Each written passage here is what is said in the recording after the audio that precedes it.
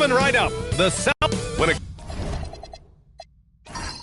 comes to these two teams, Grant, you have to expect they'll be relying on their front courts to get it done here. Yeah, I think that's right, B.A. It should be an old-fashioned battle amongst the bigs.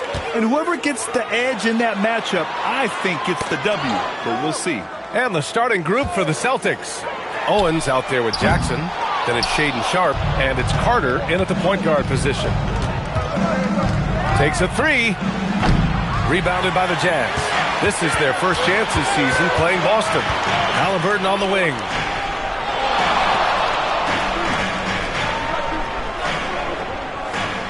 And there's the screen. Down low. Celtics foul. Jaren Jackson. First personal foul. Utah shooting their first shots of the night from the charity stripe. At the line for two, Josh Okogie. Shooting two.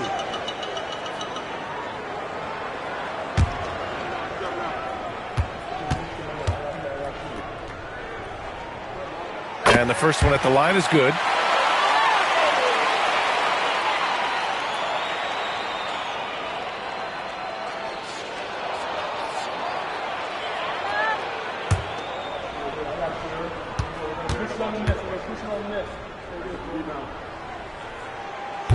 Second free throw, no good.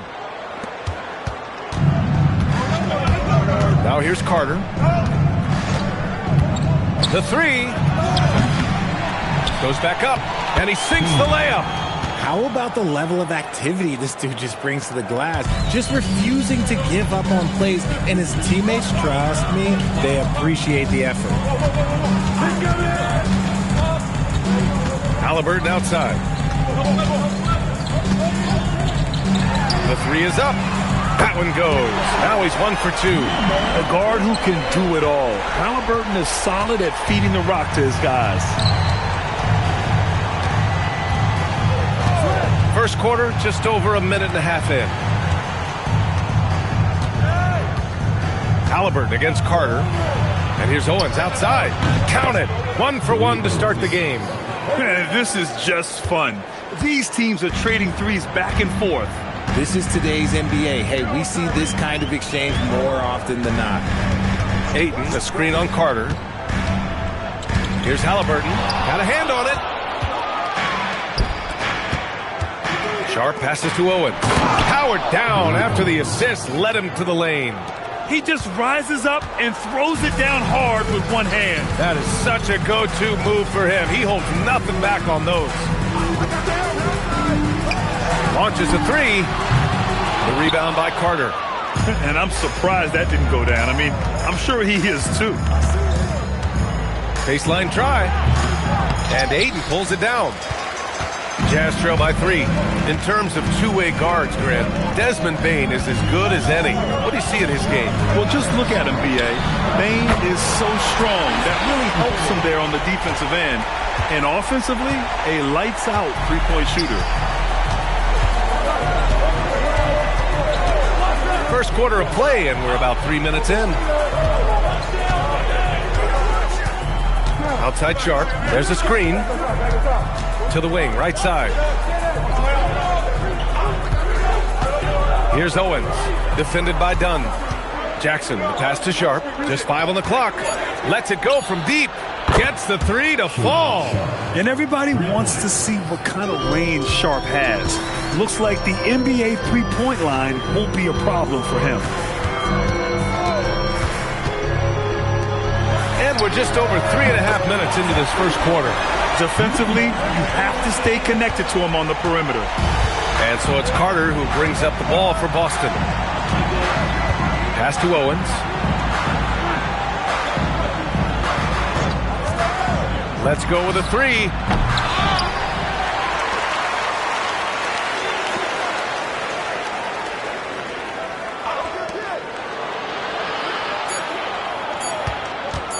Second chance shot. Utah grabs a miss. Credit the defensive effort there, not giving him room to operate. Pass to Okogie. They set the pick. Back to Halliburton.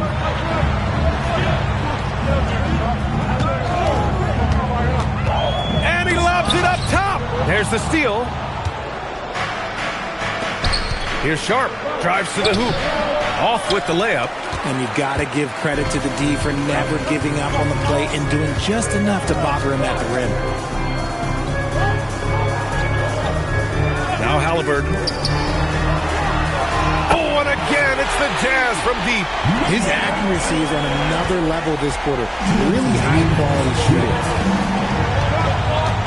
And so Joe Mazzulla decides to call a timeout. Coach taking this moment to speak to his guys, maybe alter some of the game plan.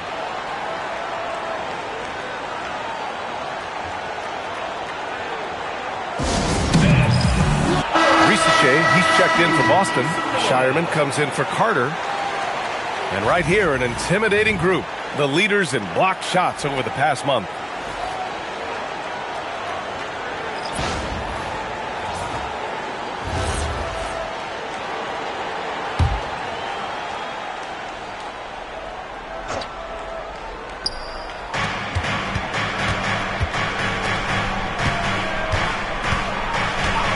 Outside Rizichet. Fires the three. They get it back. Pass to Shireman. Nice ball movement by Boston. Just 5 to shoot. Here's Rizichet. With 1 on the clock. And he takes that one up and powers it through. And their offensive rebounding is such a strength for them when he's on the floor. Yeah, he really helps them extend possessions, doesn't he? Yeah, you can feel Coach smiling on the sidelines with every offensive board. Let's check in with our reporter, Allie LaForce. Thanks, Brian. Denny Avdia, the son of a 6'8 Serbian sharpshooter who played for the Yugoslavian national team, then moved to Israel and met Denny's mom. Denny said he had the same mentality, fire in the eyes. Every night, playing to win. That's how I've always been. That passion is a part of my culture. Back to you guys. Thanks a lot, Allie. I love how they've attacked the boards here in the first quarter. Celtics trail by 4. Boy, they'd love if anyone could get a bucket. Yeah, their offense has been grinding to a halt. Pass to Shireman. And there's a pick. From deep. Outside Sharp. The 3 ball. Oh, he missed that one. 1 for 3 in this one so far. Jazz leading by 4. Here's Hamilton.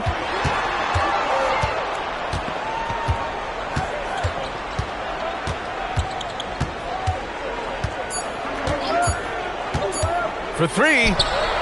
No good. Would have counted had it gone. And that concludes the first quarter of play. Jazz out in front, up by 4. We've got more in store for you right after this.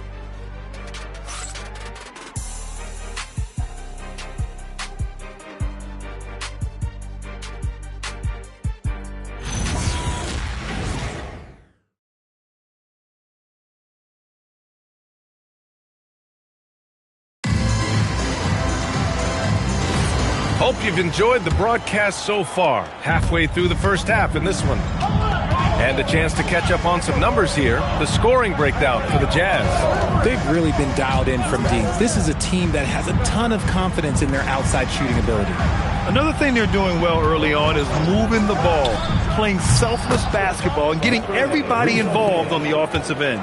They've got DeAndre Ayton, Cam Whitmore out there with Hayes, and it's Jamison in at the 4 spot. That's the group for Utah right now. Back to Hayes. And the layup is good off the glass. And the Jazz lead by 4. The assist numbers certainly stand out. They've really emphasized ball movement here today. Okoro outside. There's a screen. Back to Rizichet. The 3. Rebounded by the Jazz. Ayton's got 4 rebounds now. Here's Hamilton. It's deflected.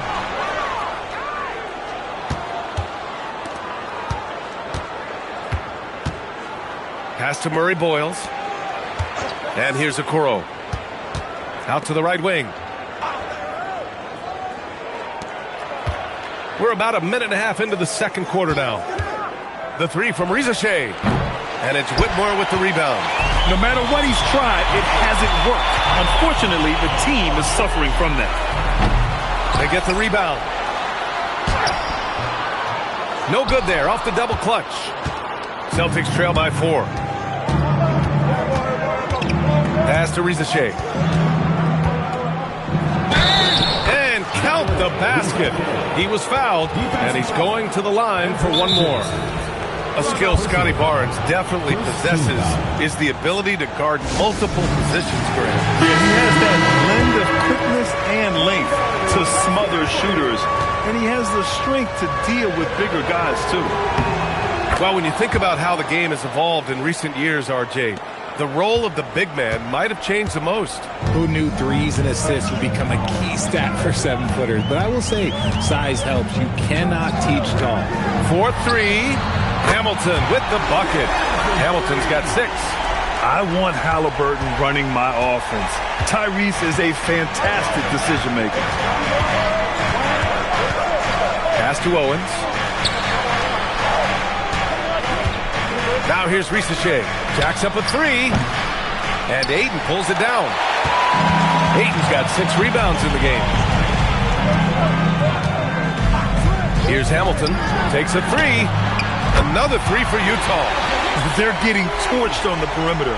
4 of the last 5 buckets have been threes. He finds a shooter in motion and is confident he can thread him with the lead pass. Well done. Jazz leading by 5. Here's Okogie. Halliburton on the wing. Up again. Oh, he hangs in there and cashes in on the second chance points. Just a strong sequence there from DeAndre Ayton. Pass to Owens from outside the arc. Buries it from 3. Owens has got his 3rd bucket of the night. He just makes it look so easy on offense. Like, who takes pleasure in torturing defenses? He does. Here's Hamilton from the arc. Drains the triple. And the Jazz lead by 7. Yeah, he's in his bag from beyond the arc right now. You see his confidence.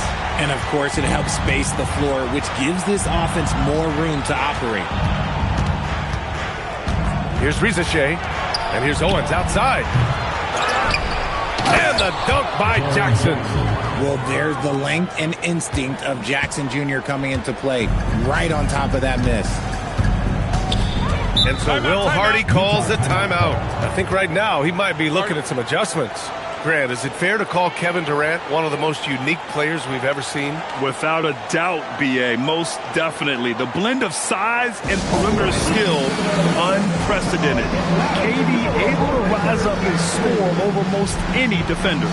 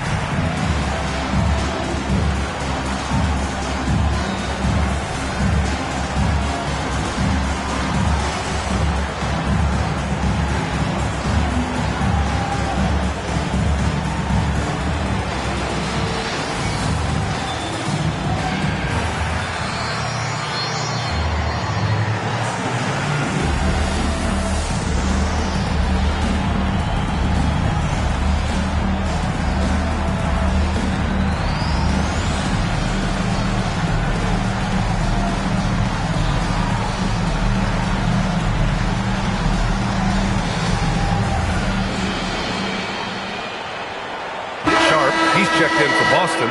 Shireman comes in for Carter. And with a break in the action, here's a look at some of the players at the big men spots that pass the ball the best. Jsk is 2nd. And I love how these guys are some of the most complete front court players in the NBA. They're not just score and rebound bigs, they can also beat you with their passing as well. The way they move the ball is tremendous. I love seeing that kind of pass work being done out of the post. Jsk covering. Back to Okogie. Outside for Halliburton.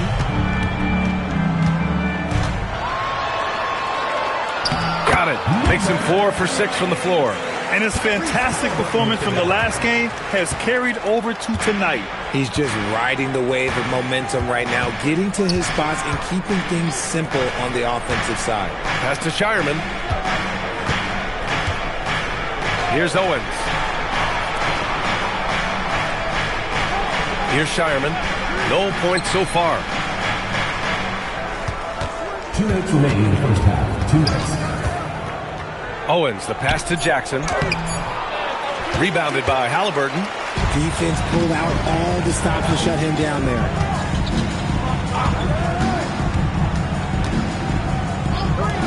The three. Shireman grabs the board. In the first quarter, he was raining down threes. That's not the case here in the second. Outside Rizachet. Beyond the arc. Drills it from deep. Rizachet's got 8 points. That scoreless first quarter, that might have woke him up, and he's turned it on here in the second. Pass to Halliburton. Here's Hamilton. That three's off the mark. Celtics trail by 4. They set the screen. Outside Rizachet. The three is up. And again, Boston with the triple. This defense is getting spaced out. 3 of the last 5 buckets have come from way beyond the arc. Pass to Halliburton. Here's Hamilton. The three is up. Down it goes. And a great assist by Halliburton. Halliburton's got 7 assists in the game. And shooting-wise, he's been fantastic, helping to build this lead. Now 8 seconds separating the 2 clocks. Rizachet. Here's Shireman. Still without a bucket. Launches it. And Gortat pulls it down. Here's Hamilton.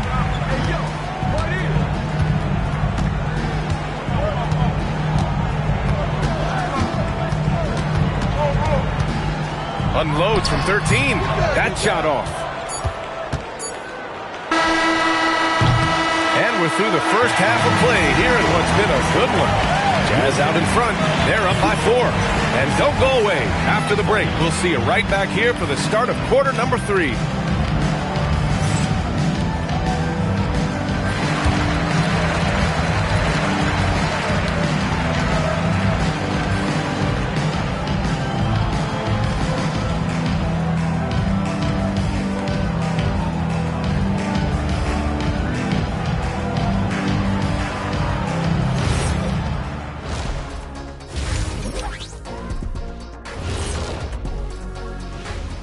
Happy you could join us. First up, let's talk about the players of the week. What do you think about our Eastern Conference winner? If you look at his production at the point guard position, balancing scoring and playmaking, just like my man Kenny back in the day. Oh, you're too kind, big fella, too kind. Also nice just watching this guy ball out nightly. Well, you're not that good. Just this game reminded me of one of your games. And let's review how things are going for the Jazz. They find themselves in a tight one here at the half. This bench, they've been destructive. High energy, attacking like torpedoes. Rising from the depths, 20,000 points from under the sea. I see where you're going, but check this out. Making big waves out there, Ernie. Ooh, well done. That does it for halftime. Let's get back to game action. Here's Brian Anderson with the start of the third quarter.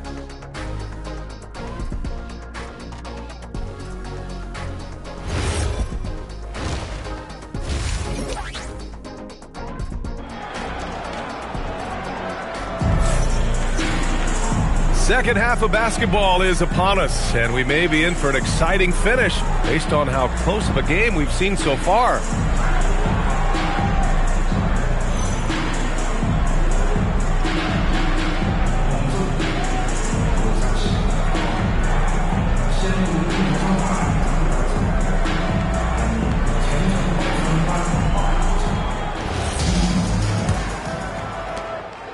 Celtics trail by 4.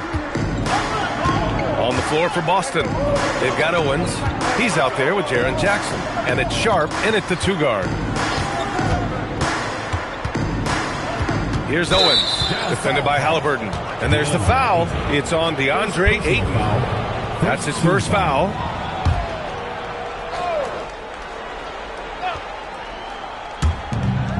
Pass to Owens. Back to Carter. Here's Owens. From deep, knocks it down from distance. Owens has got 11. Man, they're having a hard time defending the triple. That's 3 in a row. Halliburton with the ball.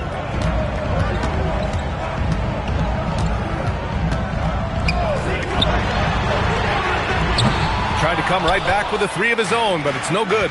This has been a close game in a lot of ways, but they do have an edge on the boards.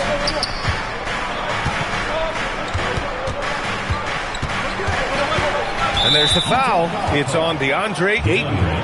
That's foul number 2 for him. Second team foul.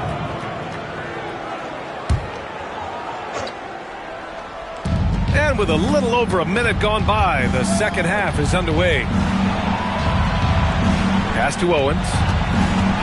And there's the whistle. The illegal screen is the call. Here's what Utah has lined up on their schedule. On Friday, they'll host the Toronto Raptors. And then on Saturday, they'll be matching up with LeBron James and the Los Angeles Lakers. And for that matchup with the Pistons, that one's going to be game number 9 of the year for them. Really starting to get towards the meat of things by then. Pass to Halliburton from behind the arc. Oh, you got to guard Halliburton from there. Yeah, you've got to be attached at the hip to Halliburton, especially when he's operating on the perimeter. Just over 1.5 minutes have passed in the third quarter. Oh, got that bucket in no time at all. Owens has got 6 in the quarter. Man, this is just fun. These teams are trading threes back and forth. This is today's NBA. Hey, we see this kind of exchange more often than not. Here's Okogie. Halliburton on the wing. Lets the 3 fly. The rebound by Jackson. Jackson's got his 5th rebound in this one. For the lead. Owens, no good. Defense kind of rolled the dice there, and I'm a little surprised that it ended up going their way with the miss. Second half of play here with just under 2.5 minutes passed. Kept alive. Outside for Halliburton. Utah moving the ball around. Back to Dunn. Just 4 to shoot. Tries again. And the basket by Halliburton. Halliburton's got his 3rd basket on the night right there. And look how cool Halliburton stays. Other guys would get frantic as the shot clock drains. And so Joe Mazzulla calls a timeout. He's going to gather the troops and talk it over. All right, with this break, let's take a look at the teams that were the toughest to score against last year. 5th on the list, the Celtics. They made life hard on opponents. One of the best defenses in the NBA last year. Celtics trail by 3. And here's Carter. Hasn't gotten one to fall yet. Clock keeps going. 3 minutes into the second half now. And here's Owens outside. And he's now 6 for 11 after that one. Wow, 5 consecutive threes. This defense looking very frustrated right now. Gives us a chance to catch up with Allie LaForce. Thanks a lot, B.A. A big win here or there can really sustain a rebuilding team, and Utah coach Will Hardy said the results matter in order to keep belief in your process, seeing the work pay off. The building of a team doesn't happen in one day. The players are staying with it, and they deserve all of the credit for that. B.A., back to you. Okay, Allie, thanks for the report. There was a time you could get yelled at for taking a 3 like that, but now it's a great decision, and it paid off. Now here's Carter. Here's Owens. And the Celtics another 3. He hit a couple from range in the first half, but now his confidence is through the roof. Now Halliburton. Give him 8. Puts up a 3. Another 3 for Utah. He's been playing great unselfish basketball, really putting the rock in the hands of the right shooters. His court vision has been on display in this one. He's doing a tremendous job just orchestrating the offense beautifully. Carter with it. Still no points. Owens, no good. Halliburton outside. Inside, Ayton. Ooh, lots of contact on the shot. So 2 free throws will follow that whistle. Yeah, what I appreciate about Ayton is that he wants to keep getting better. You have to be excited about his future. And a closer look here at the scoring breakdown for the Jazz. All game long, they've been making it rain from the arc. And look, they've done it by feeding the hot hands. Well, in addition, I love their passing. I mean, they're buying into that team concept. That's hard to get out of your young guys.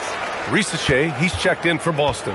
And I love the footwork Ayton possesses. It's what makes him so dangerous close to the rim.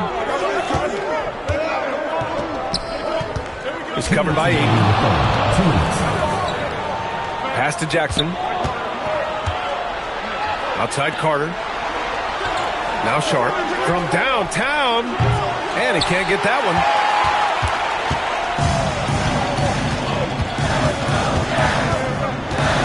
Here's Halliburton. He's checked by Carter. To the wing on the left. A minute 29 left in the third quarter. Halliburton looking over the floor. This one for 3. Boston with a rebound. The 3 from Ricochet. And Ayton pulls it down. Ayton's got 10 rebounds here tonight. So active. Pass to Hamilton. Back to Halliburton.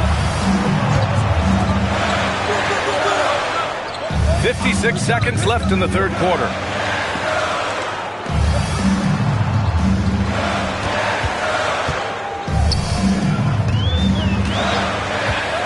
Clock at 6.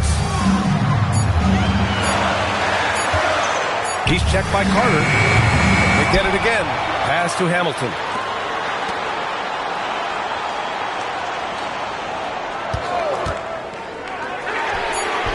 And another miss by Utah. And to put things simply, this has not been his quarter. And here's Ricochet. 11 points in the game.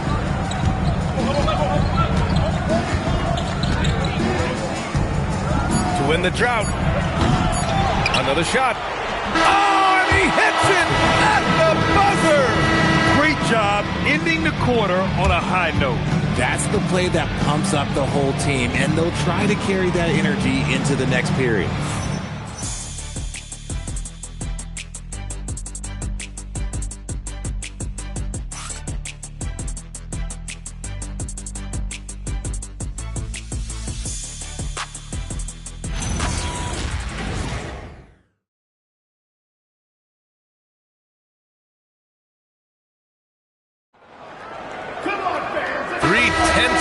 Behind us. One more to go. Thanks for being with us as we get ready for the fourth. Utah leading. They've got Tyrese Halliburton. He's out there with Josh Okogie. And it's Jamison in at the power forward position. That's the group for Utah right now. Here's Murray Boyles. Out of bounds. It'll be Jazz ball.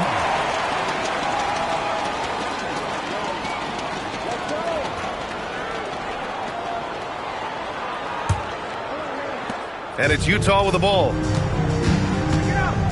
Pass to Okogie. Here's Hamilton.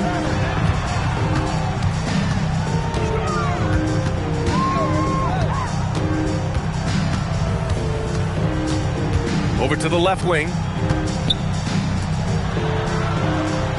Halliburton outside. Okogie on the wing. Back to Halliburton. 3 on the clock. He shoots it. Boston pulls it in. Fourth quarter of basketball. We're about a minute into it. Pass to Owens. Here's Shireman to take the lead. Jamison grabs the board. Here's Okogie. Halliburton outside. We've gone about a minute and a half into this fourth quarter, and so he draws the foul, headed to the line to shoot a pair. Yeah, you never want to let shots at the rim go uncontested. And he knocks down the first one. And so he hits both. Here's Shireman. And Joe Mazzulla calls timeout here, rallying his guys to make sure they all know the plan. And let's send it over to Allie LaForce. During that last break, I heard Joe Mazzulla as he talked with the team. He told his team, once you grab the rebound, run with the ball. Don't give them a single second to catch their breath. We control the pace of this game, not them. Guys, expect the pace to pick up. Appreciate the report, Allie. Now here's Risache. Here's Owens. Back to Risache. Three-pointer. The rebound by Tyrese Halliburton. Gotta find easier shots when you're already struggling. That's not gonna get it. Pass to Okogie to the right side. They set a pick. Here's Hamilton. The Jazz again can't hit. Celtics trail by 4. They swipe it. Oh, and there's the whistle on the shot. So 2 free throws for him coming up. Man, good whistle there. And we've got a timeout called by Will Hardy.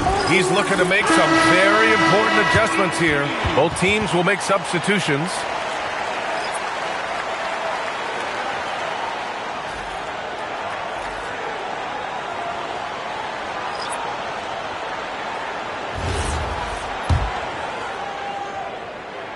First one falls for him. Both good from the line that time. And they've been so much more aggressive drawing the whistle here in the second half. And so it's Carter who brings up the ball for the Celtics. They have yet to score here in the 4th. Pass to Owens. Takes the 3. Uses the glass to finish the layup. Those are some hustle points. Really bonus points when you put in a miss. Jazz leading by 4. Here's Okogie. Fires from deep. That one doesn't drop. We're in the final quarter play here. 3 minutes in. Pass to Carter. Now Risache. Fires for 3. Knocks down the long J. And now just a 1-point Utah lead. Yeah, good mechanics and a high release. Risache's shot is pretty refined and ready for quick attacks like this. Here's the 3. Connects from downtown. And another one. That's 5 total threes on the night from him so far. 4th quarter of play, and over 3.5 minutes have gone by now. Oh, got that one up quick. He's hit a pair of threes each half, making a significant impact. Here's Okogie. Pass to Hamilton. Back to Okogie.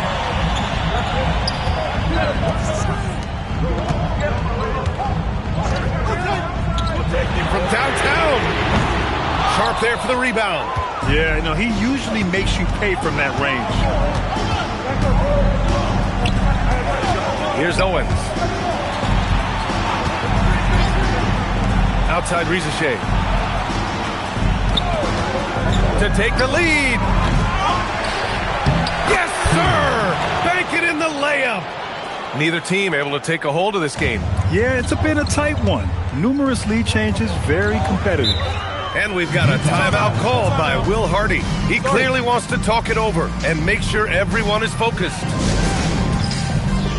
right, the Jazz making a change here. Halliburton is checked in. The Celtics also with a sub. Jaren Jackson, he's checked in for Risache. Dunn outside. Here's Halliburton.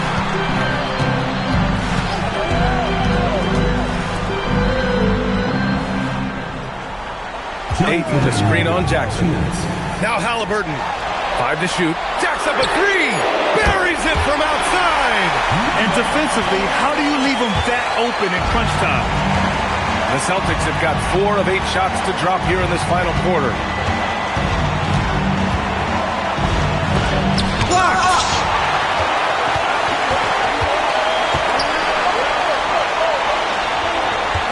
Now Ayton. Rebounded by Jackson.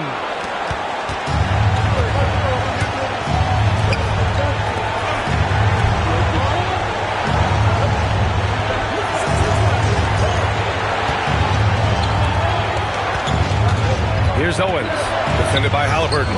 It's good! And this is just typical of him, always making an impact at crucial moments in the game. And his team needs every bit of his production if they want to pull this one out.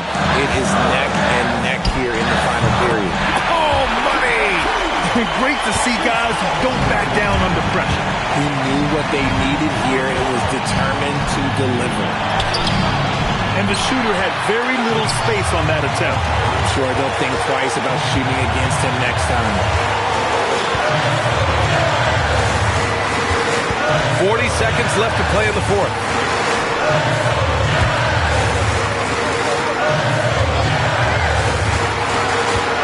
Here's 8. Puts it up from 7. Yes, sir! Yes, sir! This is why they give Ayton the ball in these spots. They trust him and his ability to deliver.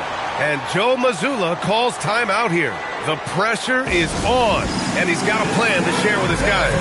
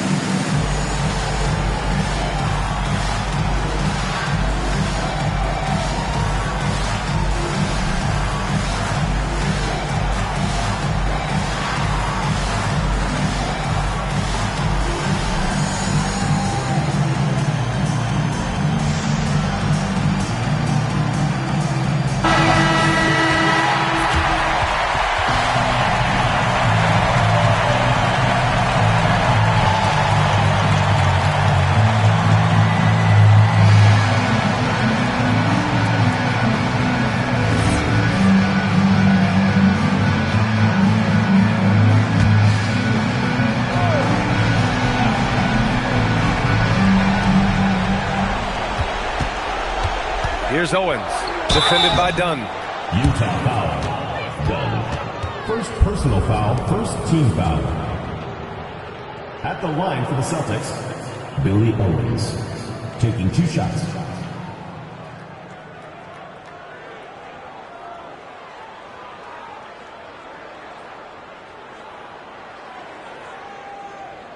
Take a break. Take a break. 2 shots.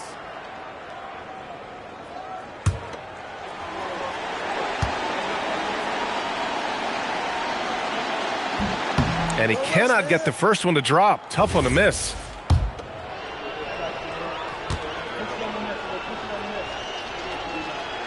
And he's able to hit the second one. And that narrows the lead down to just 3. And by missing that free throw, now a 3 could even the score. Not ideal. Yeah, and that was a smart move. I mean, you have to foul right there. You just don't want them to run out the clock. And they go to the intentional foul. Second personal foul. So the first one drops, and that gives him a 4-point cushion. And so both free throws good, and it's a 5-point game. Showing great confidence from the line. That makes this a 2-possession game. And Boston calls time here. They trail by 5. Any speculation on what we're going to see coming out of this timeout? And they're going to have to work fast coming out of the timeout. Yeah, no time to waste. They basically have to execute things perfectly from here on out. Sharp! Puts up the tray. Oh, it misses! And so it's Utah with the W. This one was in the balance right until the final seconds. And BA, they showed their character when it mattered most, sending those fans home happy. And that'll do it, folks.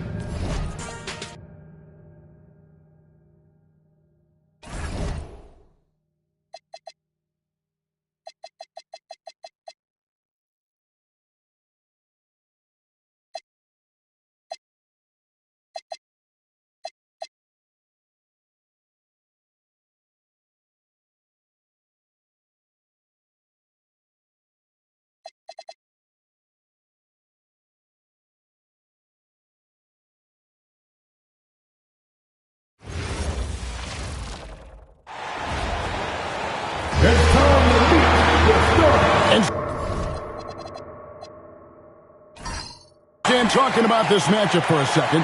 When it comes to moving the ball, these two teams have to be considered two of the very best at it. Couldn't agree more, Kevin. Both of these groups, very selfless. Got to give a lot of credit to these coaching staffs for getting their guys to buy in on a team-first mentality. That makes for some tremendous team chemistry. And by the way, it wins a lot of games, too. Let's check out Indiana's starting lineup. We've got Joel Embiid. Elliott is out there with Michael Porter. Then it's Michael Petras. Wade outside, shoots the three, gets it to go from beyond the arc. And love the rise and fire approach from Wade, giving the D no time to react. And now let's swing it over to Allie LaForce on the sideline. Well, I had a chance to catch up with head coach Chris Finch. We discussed Evan Mobley and how he wanted to defend him coming into this matchup. He said, quote, to make him settle for jumpers, we don't want him getting easy buckets or deep inside positioning. That's when you get into trouble. We'll see how good the resilience is against him tonight. Back to you. Allie, thank you so much. Now here's Peyton. Pulls up on the wing. That's good from Wade on the assist by Peyton. Wade's got 5 now. So tenacious on offense. Wade has a keen awareness when to fire that quick shot. Pass to Petras. And in the first, a little over a minute and a half in. Timberwolves have gone 2 of 3 here to start out the game. Instead, the head coach, Chris Finch, bringing a culture of accountability to this Timberwolves team. Yeah, Chris Finch challenges every player, Kevin, top to bottom. No sugarcoating Coach Finch's message, but at the same time, getting that buy-in that a coach has to have. Pass to Petras. Looking to end the run. Rebound, Minnesota. They come into this having outplayed the Clippers last game. And a lot of that was game plan, putting guys in a position to succeed, particularly on the offensive end. And that was the kind of win a coach takes pride in. You lay out the strategy, and the players execute perfectly. Peyton passes to Wade. There's the pick. We're about 3 minutes into this first quarter. Pass to Robinson. Nice ball movement by Minnesota. Just 5 to shoot. Robinson a screen on Petras.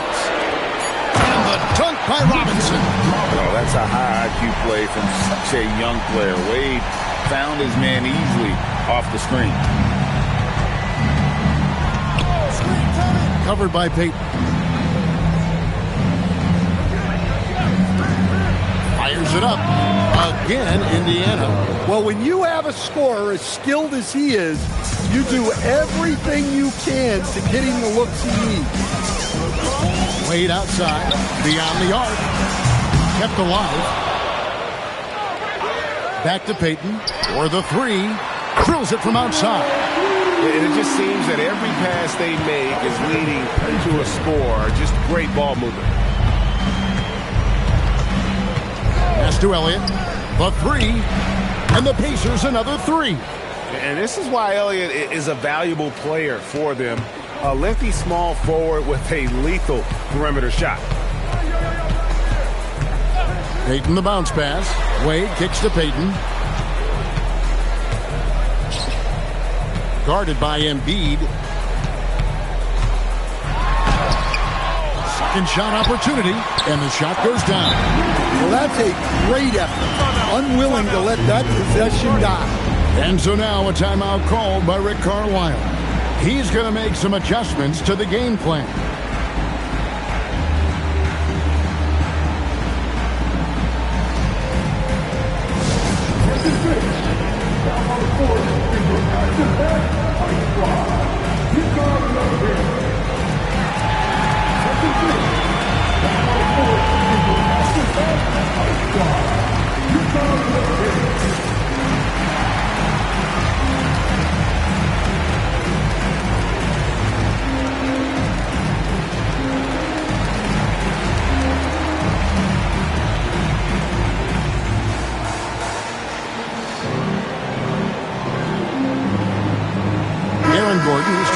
for Minnesota.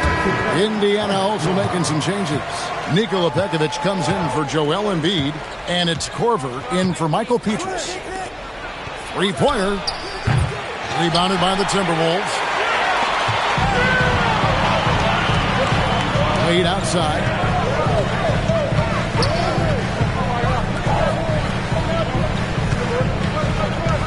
Covered by Pekovic. Robinson sets a screen for Payton. Here's Wade. The rebound by Pekovic. Well, that's a miss you can live with. I expect they'll go to it again, especially if the defense continues to concede it.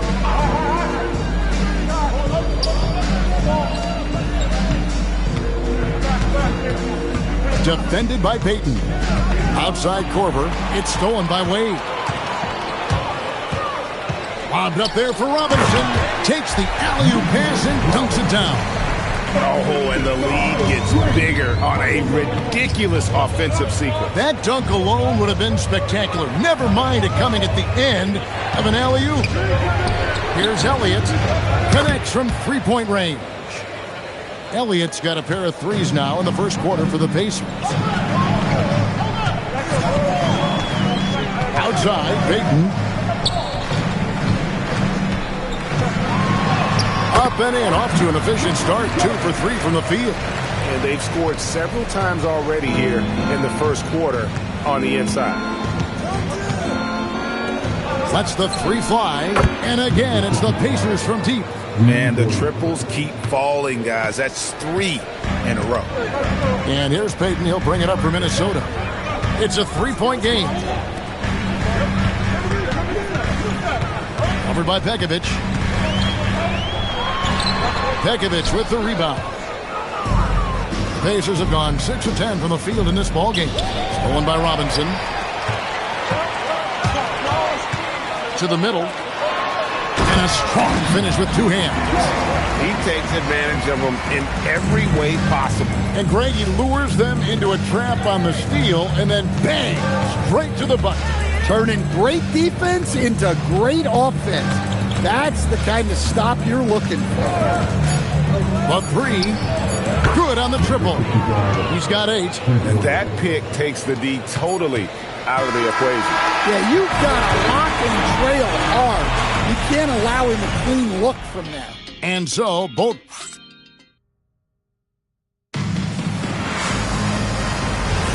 And it's been a pretty even game here after 1 quarter of play. And a look now at how the offensive approach has been going here so far for the Timberwolves. Well, they're in a great flow. The ball's moving. All those assisted buckets means the offense is running well. And in addition, the three-point shooting has been dialed in tonight. They seem poised for a big game from deep. They've got Elfrid Payton, Aaron Gordon out there with Brown. Then it's Bargnani, and it's Peterson in at the shooting guard position. So that's the lineup for Minnesota.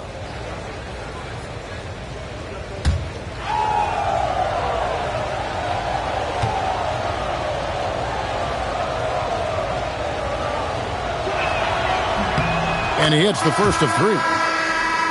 And when it comes to team building, GA, there's been a debate about whether the 2-star or 3-star approach is more effective. Kevin, for me, I think it comes down to fit more than anything. It doesn't matter how many stars you have if they don't mesh. And if they're not comfortable in the role that's carved out for them on that respective team.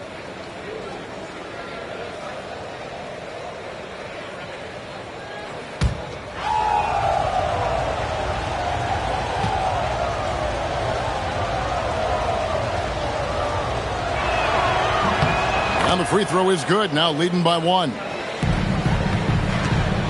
Minnesota's gone 3 of 5 from beyond the arc so far tonight. It's time to send it over now to our reporter, Allie LaForce. Thank you, guys. Jeremy Grant began his career as an activity role player, but he's been adding layers. He said at the start, whatever I needed to do to get on the court, whether it was defense, rebounding, blocking shots, I was going to do it. I wanted to see what I was capable of, so I put a lot of work in expanding my role. Kevin, back to you. Thank you, Allie. Korver gets a wide-open look, and he's good on the 3-ball. Korver's got the lead up to 4 now for Indiana. Pass to Bargnani. Second quarter of basketball, about 1 minute played so far. Embiid with the steal. Down low. It's deflected. Stolen by Bargnani. Here's Peterson. No scoring in this one. Bargnani kicks to Brown. Nene against Embiid. Nene the pass to Bargnani. Nene setting the pick for Bargnani. No good from outside. Pacers leading by 4. And the points coming for them now, Greg and Bunches. And we're seeing what a high-octane offense should look like. Embiid. And the dunk by Embiid. All the potential in the world as a glass eater. Embiid is equipped to dominate on the offensive glass. Second quarter play with around 2 minutes gone so far. Shots good from Bargnani. And they've done well at taking advantage of some late defensive rotations and getting the ball in the paint. And so the timeout here taken by Rick Carlisle. Coach needs a moment to talk things over.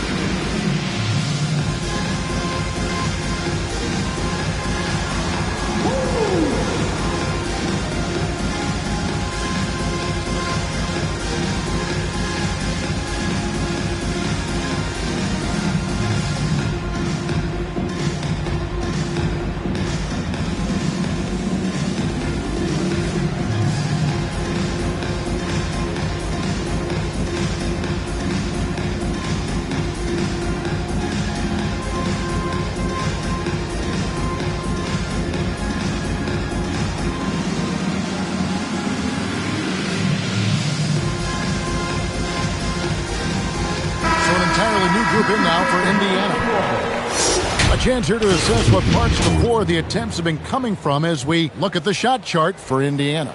And they've pretty much ignored the corner 3 tonight. It's a useful shot to have. It really forces the D out wide and opens things up in the middle.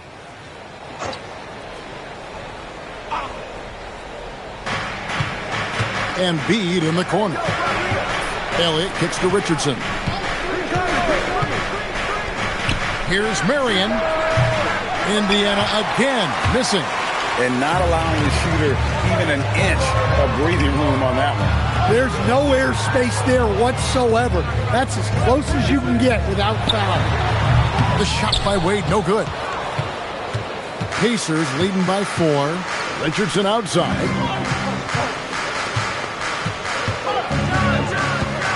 Pass to Elliott. There's the triple. That's good, and it's his 4th basket of the game. He's a strong 4 for 6. Hey, if you leave a great shooter open, you deserve to get one. And here is Payton. Back to Wade for 3. D-Wade hits from deep. He's already got 9 points from three-point range. They need to pay attention to him wherever he is. And as his career has progressed, Jeremy Grant becoming a more offensively focused player. Oh, absolutely, Kevin. I think that Jeremy Grant's one of those guys that got his early playing time in the league with defense, energy, and effort. And as he got more playing time, that allowed him to develop his offensive skills. And now he is a very good scorer on top of what he gives you on the defensive end. While we have a chance, let's now take a look at the teams that top the league in shooting from beyond the arc. 5th, the Timberwolves. Well, their approach to shooting was phenomenal. They didn't force many threes, and when they got a good look, they drilled it. And some changes here for the Pacers. Dillingham comes in for Marion. And Serafs subbed in for Richardson. Minnesota's gone 1 of 2 on three-pointers here in the second quarter so far.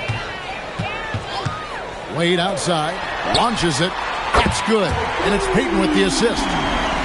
Peyton's got assist number 7 for him tonight. Well, he's been very reliable tonight.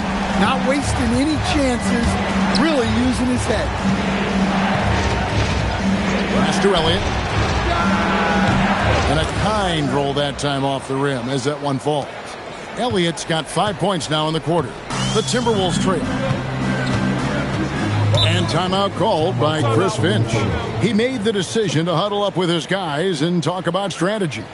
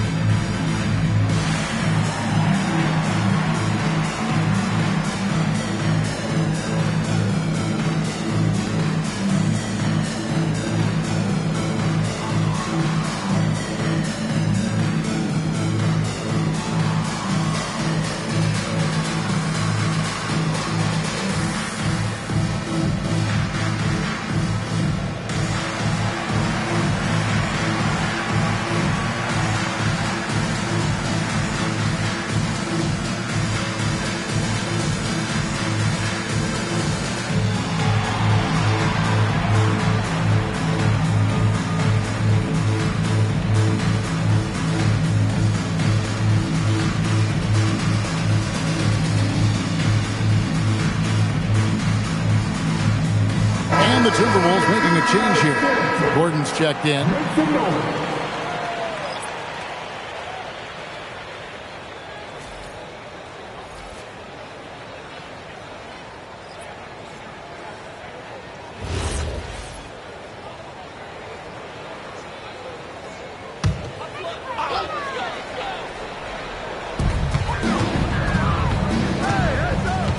Pass to Wade.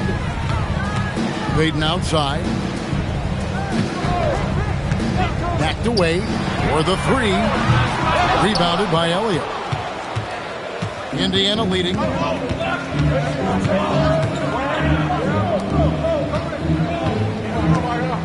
Here's Saroff. There's 1:59 left in the first half, and they pick up 2. Now, here's Peyton.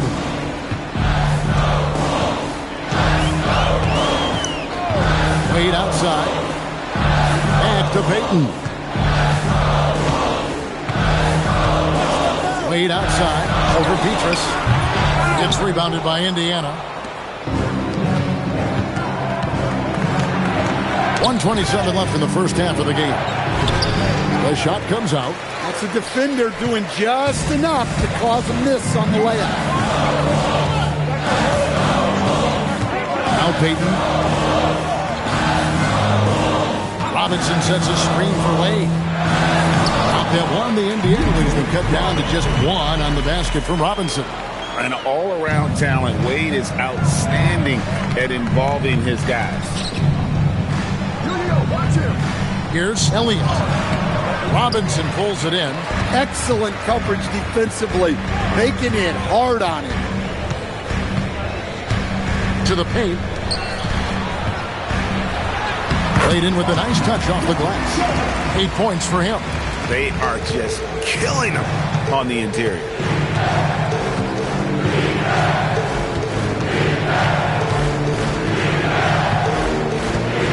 There's 25 seconds left to play here in the half.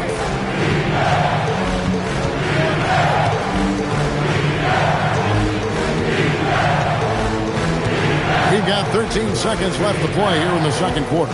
Shot clock at 6. Begovic with a screen on Gordon. Indiana needs to get a shot off. Offensive rebound. Dwayne Wade, he's been the guy making things happen for Minnesota. He's been a major threat from three-point range. Got 2 of them to fall in that quarter.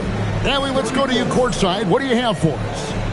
Dario, this was a very back-and-forth game. Does this team need to bring a little more energy and effort in the second half?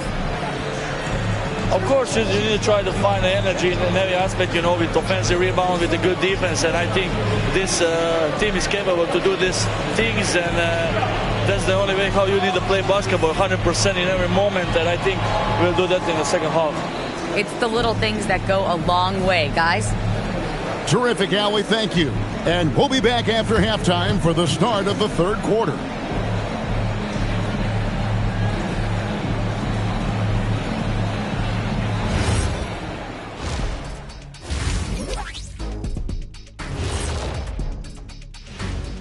Welcome, one and all. Before we hear Kenny and Shaq's insights on that first half, let's look ahead and check out the upcoming schedule. I think for the Timberwolves, these guys are BTH, big time hungry. Ooh, I like that, and I'm certainly glad they aren't hangry. But look, these guys are planning to make the postseason, and their attitude is, let's just get it done. Anything is possible. And now looking at the Pacers in this one, no separation to be found from either side. One thing that's helped tonight, their three-point shooting. Those triples add up fast, don't that, Kenny? That's why I shoot them. If they have fours, I take them too. But here's one thing. You have to have floor balance, and you have to really create clean looks, though. Thanks for joining us. Now let's toss it to Kevin Harlan for the start of the second half.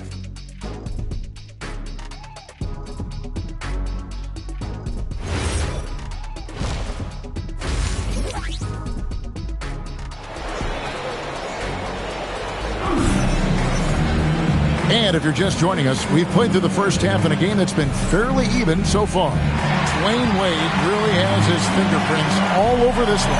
Yeah, and the bulk of his damage so far has come from the perimeter. A lot of threes early on. And defensively, they're giving him too many good looks out there. They need to start running him off the line. Indiana trailing here. Here's who Rick Carlisle starting the second half with. They've got Elliott. He's out there with Porter. Joel Embiid out there with Michael Peters. Payton with it. Now guarded by Porter. Robinson sets a screen for Payton. Wade for three. The Pacers pull it in.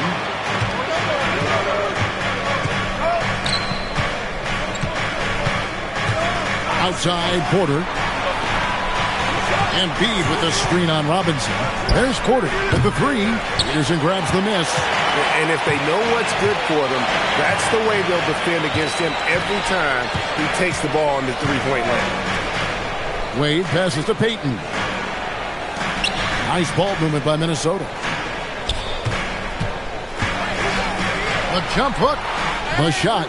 No good. Indiana's gone outside a lot tonight. 17 times, in fact. 7 of 17. Here's Elliott. And a miss there on the triple. That halftime break didn't seem to do them any favors. Starting off the second half with 3 straight misses. Robinson passes to Peterson. Robinson sets a screen for Payton. Now Wade from past the arc.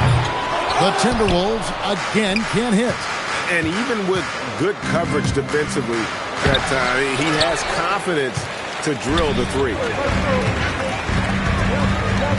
Payton outside. Embiid with the steal. All going up court. And finished off by Porter. And buckets like that have been hard to come by. Not the most exciting game. Both sides look way off in terms of their shooting. Yeah, the score is also the result of quality defense. These teams are almost doing more on that end.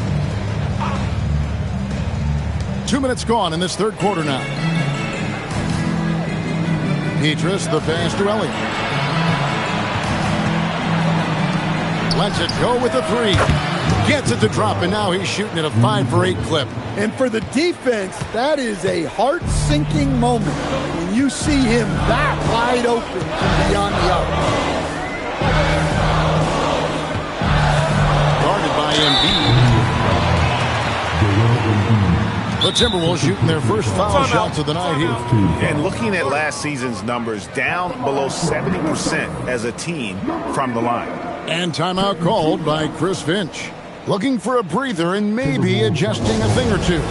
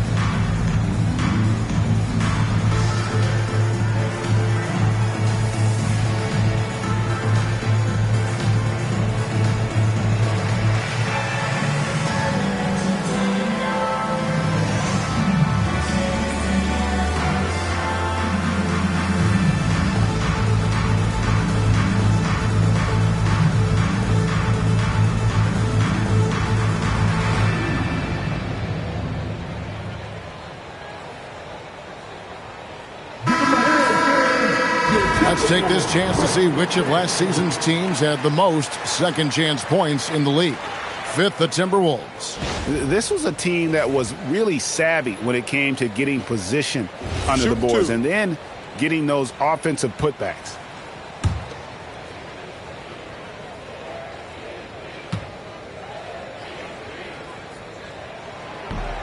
No good on that one.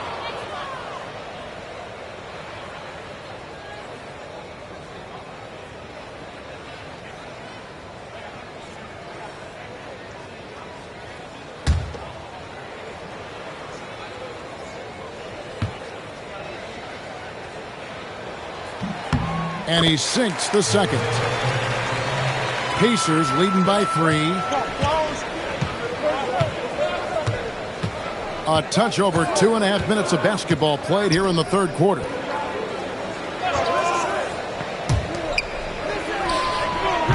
A rebound by the Timberwolves. Robinson's got his 5th rebound in this one. Outside, Payton.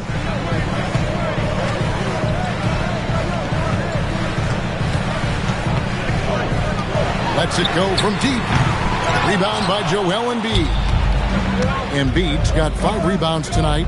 Well, I'm sure this wasn't what they planned coming out of the locker room. They need to calm down and regroup.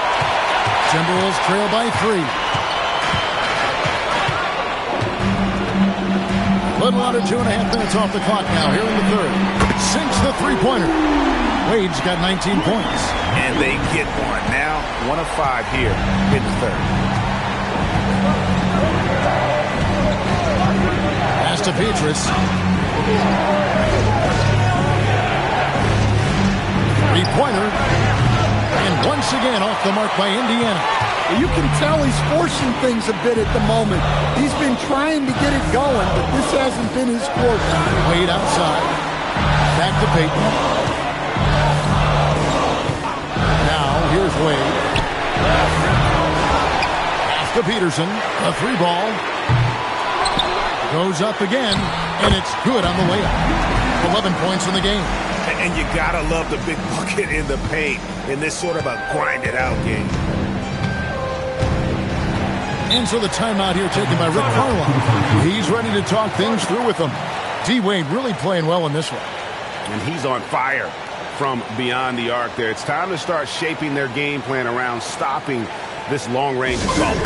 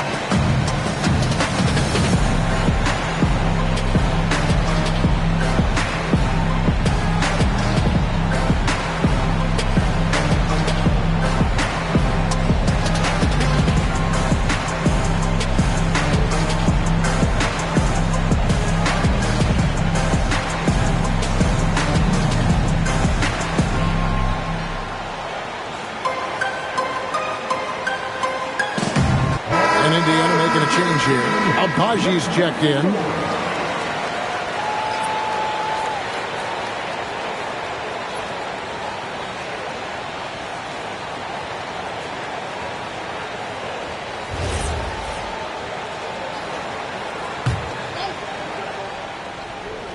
Here's Embiid. Pass to Abaji. Indiana moving it around. Here is Elliott. They need this one. Robinson pulls it in. Robinson's got 9 rebounds in the game. Getting it done. Wade passes to Peterson. Payton with it. Wade from outside. Back to Payton. Pass to Robinson. 5 on the clock. puts up a deep three. Wade missing again. Well, clearly it hasn't been his best game offensively, but collectively, they've still found a way to get the lead. Took him no time at all on that one. 16 points for him. Well, after dropping in 2 triples in the first half, he's now matched that mark here in the second half, and I wouldn't be surprised to see more of that. Abaji, the pass to Porter.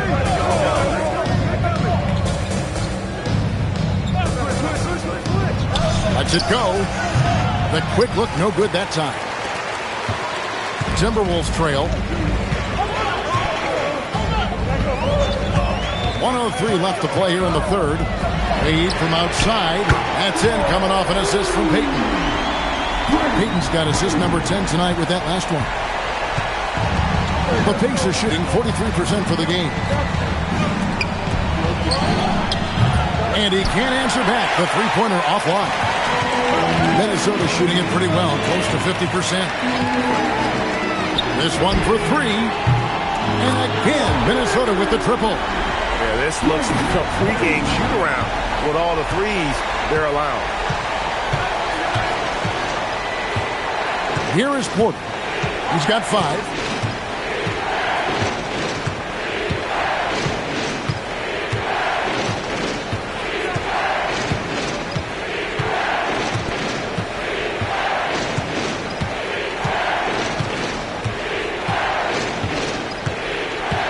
Embiid with the screen on Robinson.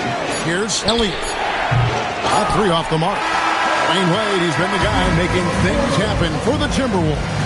He delivered 9 points from three-point range that quarter. Terrific work from distance. Don't go anywhere. We'll be right back.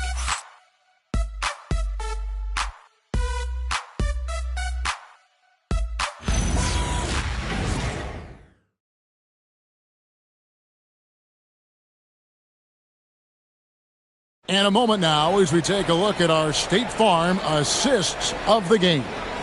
Yeah, a terrific, unselfish play right here. Set up his teammate, and how about the setup this was?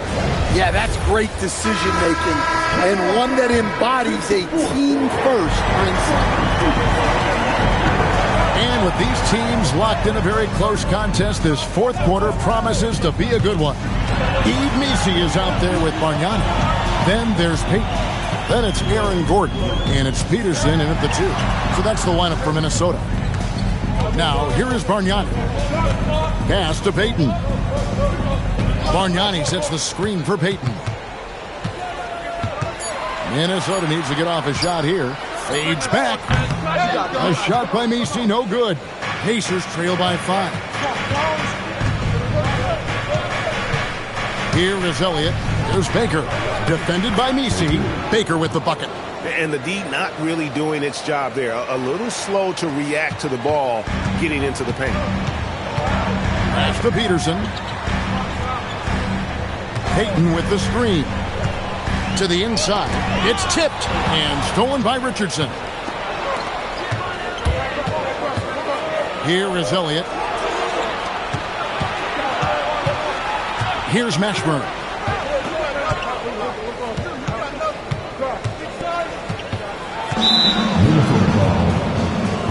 So both teams making some changes here. First team foul. Substitution on the court.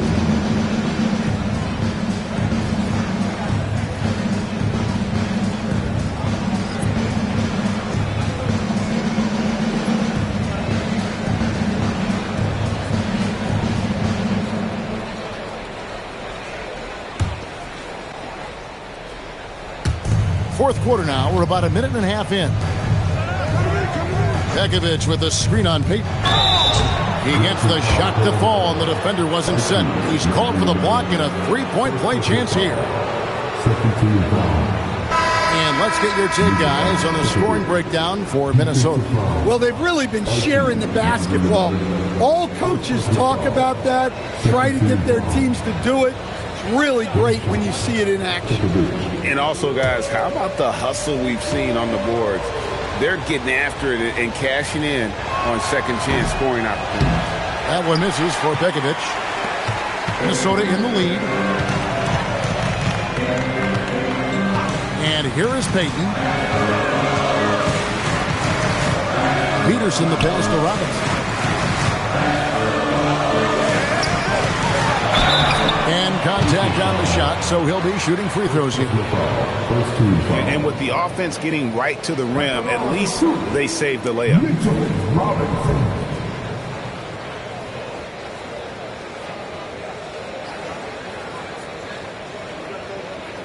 Take a break. Take a break. 2 shots.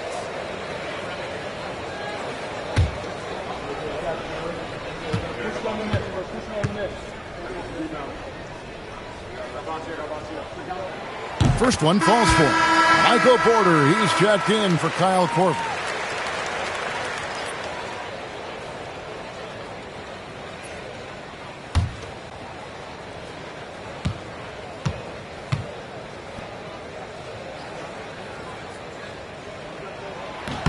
Robinson hits them both. And we're around 2 minutes into the fourth quarter here. Pacers trail by 3. On the wing, Porter.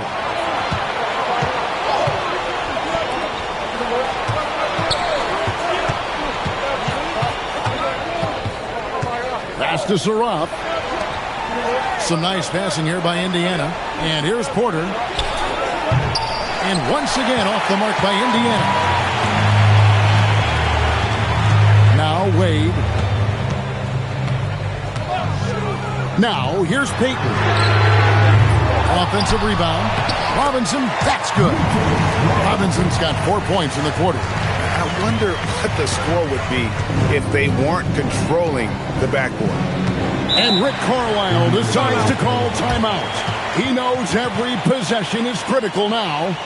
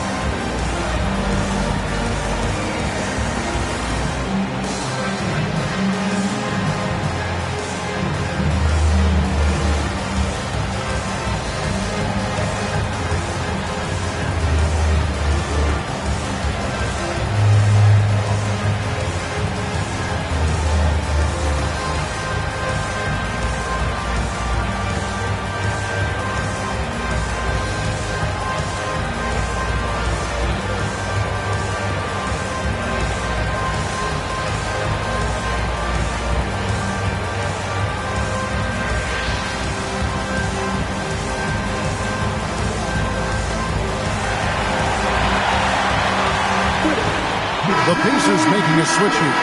Right now, let's take a moment here to catch up with Allie LaForce on the sidelines. Hey guys, during that last break, I heard Rick Carlisle as he talked with the team. Coach challenging the team to play faster. He emphasized the main focus is that first pass off a turnover or a rebound. Make it quicker to get the ball out and into transition. Let's see if those words actually work. Okay, Allie, thank you. Now Dillingham shoots the 3 in for his 7th make in 14 tries. Well, he's already hit more threes since halftime than he did in the whole first half. He might have figured something out. Payton passes to Wade, and they come right back with their own three-pointer. Wade's got 28. Look, this guy is clearly on a heater from deep. If you're the defense, you cannot allow him to shoot it from out there. Muscling down that rebound. Big man playing big. Robinson finds Payton. Oh, and the lead gets bigger on a ridiculous offensive sequence. That dunk alone would have been spectacular. Never mind it coming at the end of an alley-oop.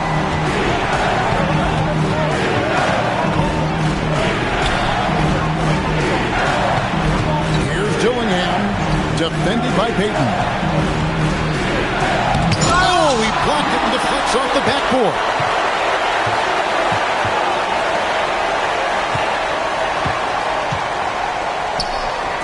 Guarded by Porter. And out of bounds as the Pacers gain possession. Elliott's checked in for the Pacers.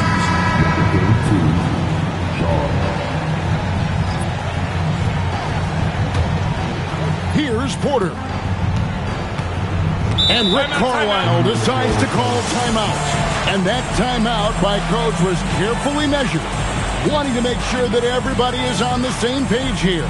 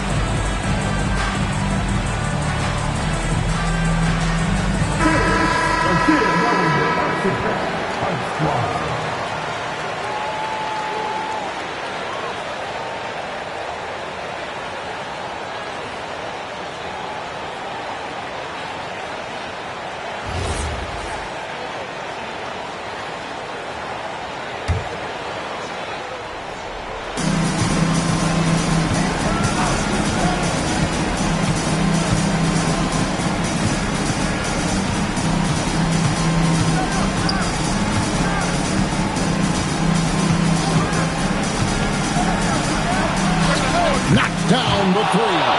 Well, you expect Porter to take his own shot there, but he smartly makes the extra pass. Now, here's Peyton. Wade! Embiid there for the rebound. Well, you can't play better defense than that, patrolling that mid-range area. Stolen by Wade.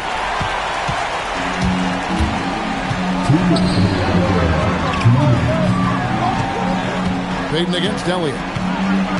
Now Wade from outside, and here's the three. And Wade is very selective from this area, but he can absolutely knock down the triple. Porter. Layup, no good. And so Peyton will bring it up for the Minnesota Timberwolves. Now Wade. They set the pick. Embiid there for the rebound. Pacers trail by 7. Porter. Oh, the slam dunk. I like going to Porter there. He's got great size for a wing and can come up with big points. Beatrice against Wade. And it's off. And that's just great work there to get in the shooter space and then go and corral that backcourt. Here's Porter. Here's the floater. The shot misses. And they go to the intentional foul.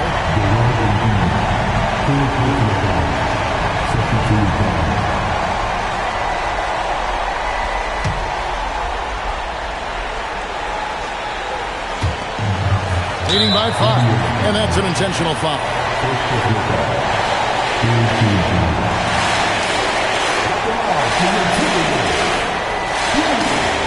Take a break. Two shots.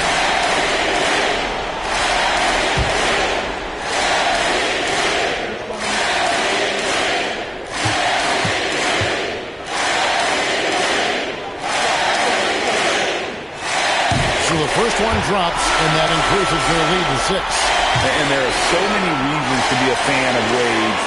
This young man's ceiling is sky high. Second one is good. Hitting both at the line, and it's a 7-point game. And that will add to a healthy lead after that trip to the free throw line. 6-second difference between the shot and game clock. Porter inside. Robinson there for the rebound. Here's Minnesota. Embiid with the steal. Just too big a deficit to come back from at this point. Well, you want your players to keep playing hard, but let's be honest. This game's over.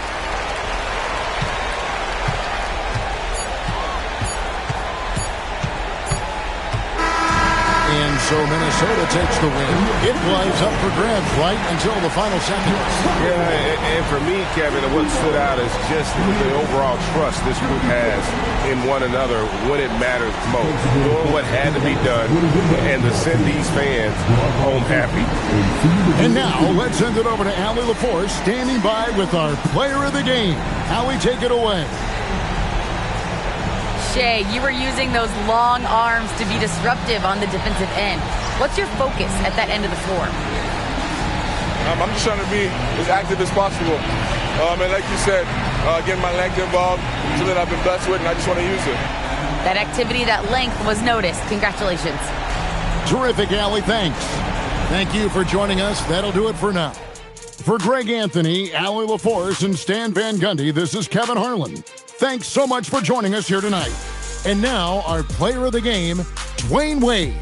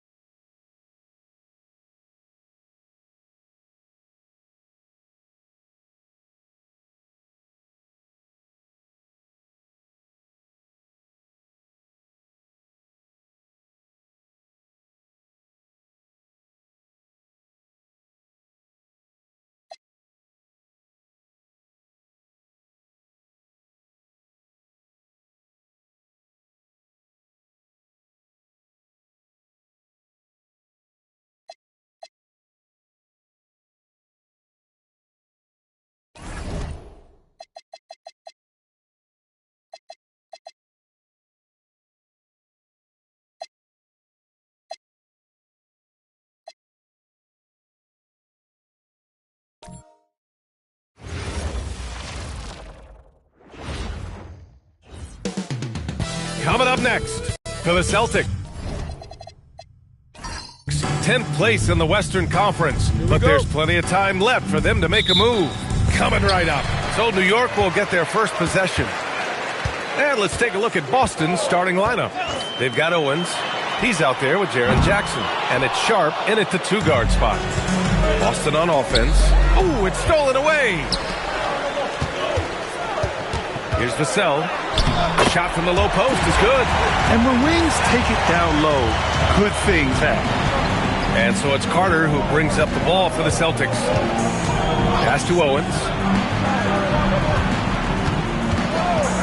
This game could be like a tennis match, Grant, with the ball racing from one side of the court to the other. Yeah, B.A., you can get whiplash watching these teams run up and down the floor. They like to get it and go without any hesitation. And the officials will call the illegal screen here. And you hope this early foul doesn't dissuade his aggressiveness.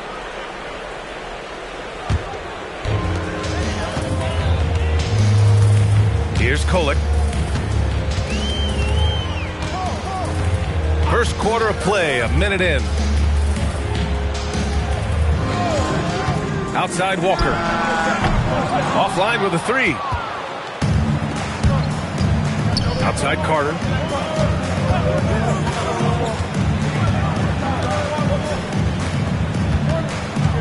Edey defends. The rebound by Edey. Defense doing just enough right there. Sometimes that's all you need.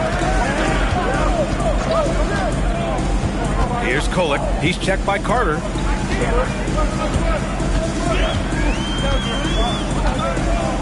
Vassell outside. Left side Walker. Here's Kolek. Yes! Great play by Walker to set it up. I mean, just so alert with his head on a swivel. Walker able to find the open man. Here's Kolek. He's checked by Carter. Oh, and Jackson with the block. To the middle. Cuts off the pass. Pass to Kolek. Outside Walker. There's the triple. The shot won't fall. And the shooter had very little space on that attempt. And guys, that's exactly the kind of high-impact defense they want to see out of him. And here's Owens outside to end the drought. And he jams it home with authority. And their offensive rebounding is such a strength for them when he's on the floor. Yeah, he really helps them extend possessions, doesn't he? And you know, those second chance opportunities can be game changers. He represents so much value to this team because of what he does. Ooh, took him no time at all to get that one. Gotta fight harder to get over those screens. Well, I'm going to credit the screen. I mean, that's a good, strong pick he lays there. Let's go now to the sideline and catch up with Allie LaForce. Well, Mike Brown had a few moments to share with me. Coach and I talked about what it's like competing against Kevin Durant. He said his attention to detail, his dedication to the craft, it's second to none. You have to have your A game because nobody loves ball more than Kevin Durant. It brings out the best of you as an opponent, too. It's no secret KD is obsessed with basketball. Back to you, Brian. As always, Allie, we thank you. No hesitation. Nice work by Walker, not overthinking it. Pass to Owens. Back to Carter.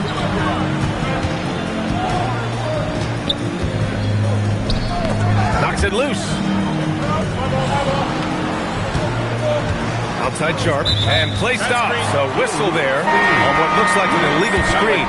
Already with his second foul, the coach has a decision to make here. Curry, he's checked in for New York. New York leading by 7. Here's Kolek. Outside Walker. And there's the call. It's going to be an illegal screen. Well, the league has put an emphasis to crack down on illegal screens. Yeah, you know, he might have gotten away with that a few years ago, but not anymore. No way.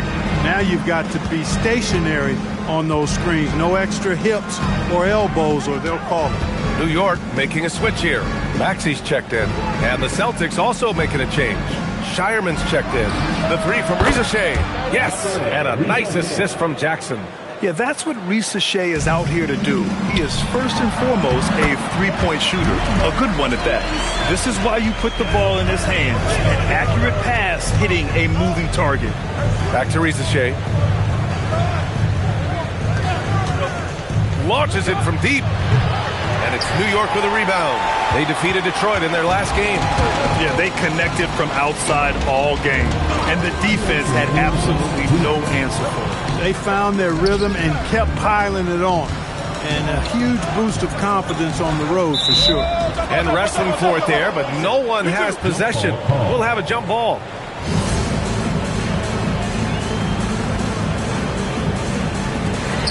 Pass to Maxey. Left side, Walker. Shot clock at 5. Edey with a screen on Sharp. New York needs to get off a shot here. Walker for 3. That bucket makes him 3 for 5. They're getting torched on the perimeter. 4 of the last 5 buckets have been threes. It's hard for me to watch this. I mean, the defense practically giving them those shots. And so Joe Mazzulla decides to call a timeout. Coach taking this moment to speak to his guys, maybe alter some of the game plan.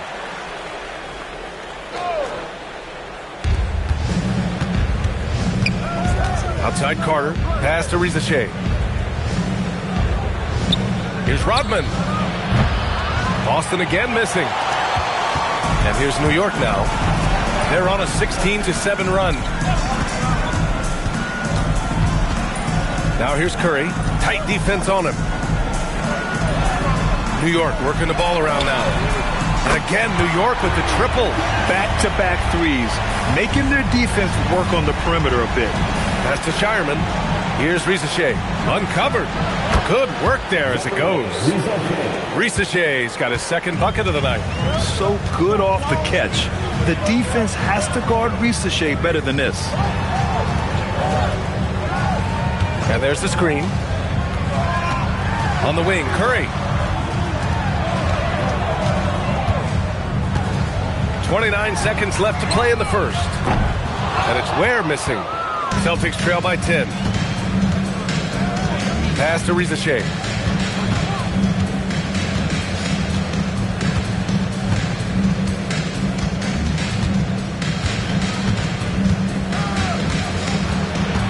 Outside Carter. There's the 3. Can't hit that one. And so it's New York, ending the quarter up 10. Hey, 3 points is better than...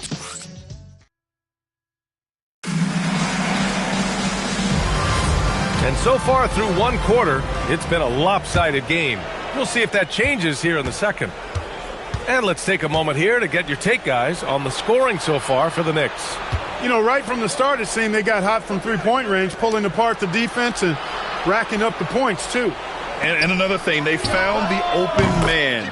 Really playing unselfish basketball, moving the ball around there on the perimeter. We've got Kel'el Ware, and it's Beauchamp in at the 3. And for the Celtics, we got Jsk, and it's Carter in at the point. Here's Kolek. Pass to Swift.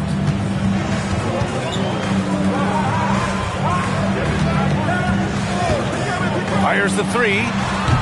Can't get it to drop. And the defense got away with one there. I mean, that's a shot he typically makes. Now Jsk. Okoro outside. Here's Murray Boyles. Carter from outside. And Beauchamp pulls it down. Pass to Curry.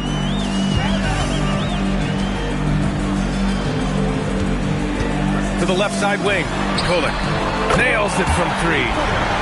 Kolek's got 6. Well, I think they're getting caught in that in-between zone, no man's land, giving up 3 straight from beyond the arc right now. A chance here to catch up with Allie from the sideline. Hey, Brian.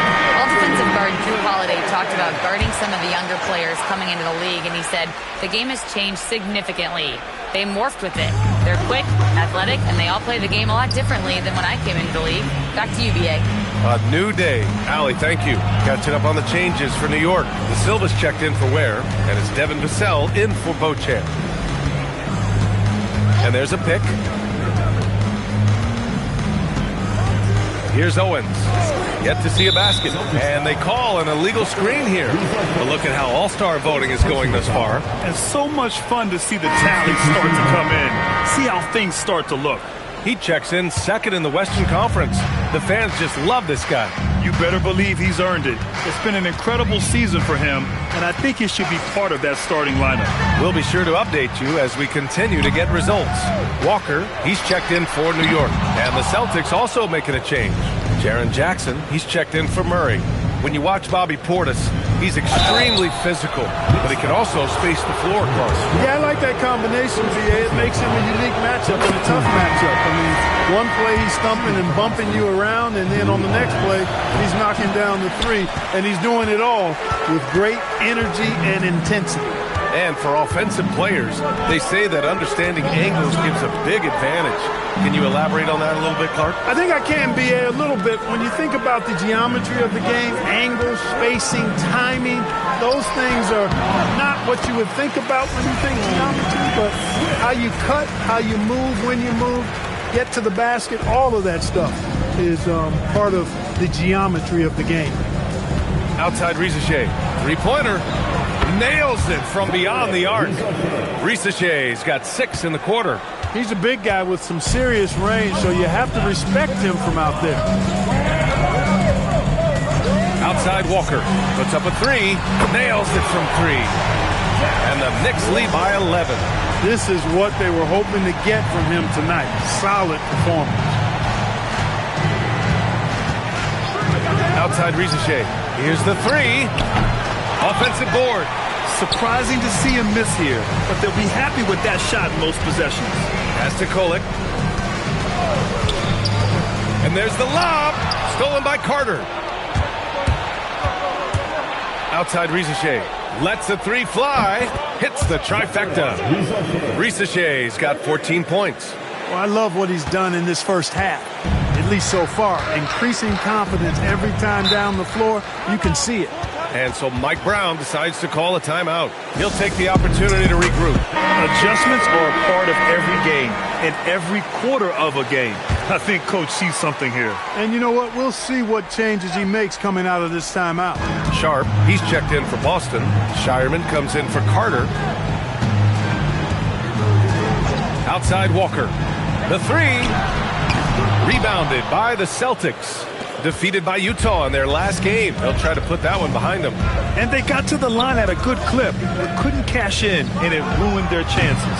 And that can drive guys absolutely crazy. I mean, they know they're better free throw shooters than that, but just did not get it done from the line. Outside Maxey. Back to Walker. New York working the ball around now. New York, again, can't hit. Well, it's clear he's frustrated. Just needs to slow things down a touch and let the offense come to him. Pass to Shireman. Takes the 3. Walker pulls down the board. New York leading by 8. Now here's Maxey. 1:58 left in the first half of basketball. Mason, no good. Boston's gone 3 for 7 from the perimeter during the second quarter. The 3 from Risache. No good on that one. 5 for 9 in the game. Really good shot contest there. It made it tough for the shooter. Vassell finds Maxey. And off there, he misses his first shot of the night. Couldn't quite line that one up. Just got to shake it off and move on to the next one. Outside Risache. There's the triple. Buckets. He's now 6 of 10 from the field. Risache is just pouring it in on offense. He's found a rhythm and is determined to keep it going. Outside Walker. Back to Maxey. Pass to Mason to snap the cold streak. That one goes. Now he's 1 for 2. That's how you up the ante. Come right back at him. A little back and forth from long range. I love it. That's a terrific answer there. And so Joe Mazzulla decides to call a timeout. He's going to talk it over with his guys. And this game, the first chance they've had to see New York. And this is a matchup they expect to win. Certainly, last year they were the stronger ball club. Yeah, and very tough to beat when they're playing up to their capabilities. That's why they're one of the top teams in the league. Edey's checked in for New York. Kolek comes in for Tyrese Maxey. Now here's Carter, still without a bucket. Edey defends, and he can't sink that one. He's 2 for 4 in the contest.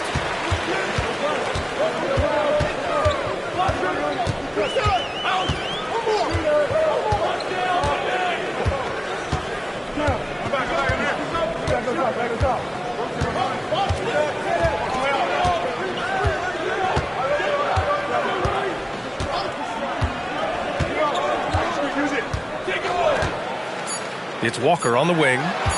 Over Jackson. Oh, no good on the last second attempt there. And so it's New York, up by a healthy 8 points at the end of the period. Their play has earned them a nice lead, one they'll look to build on as the game continues. And Allie LaForce has something for us on the sidelines. Hey, Al. Thank you, Allie. Good stuff. We will be right back after this break for the beginning of the third quarter.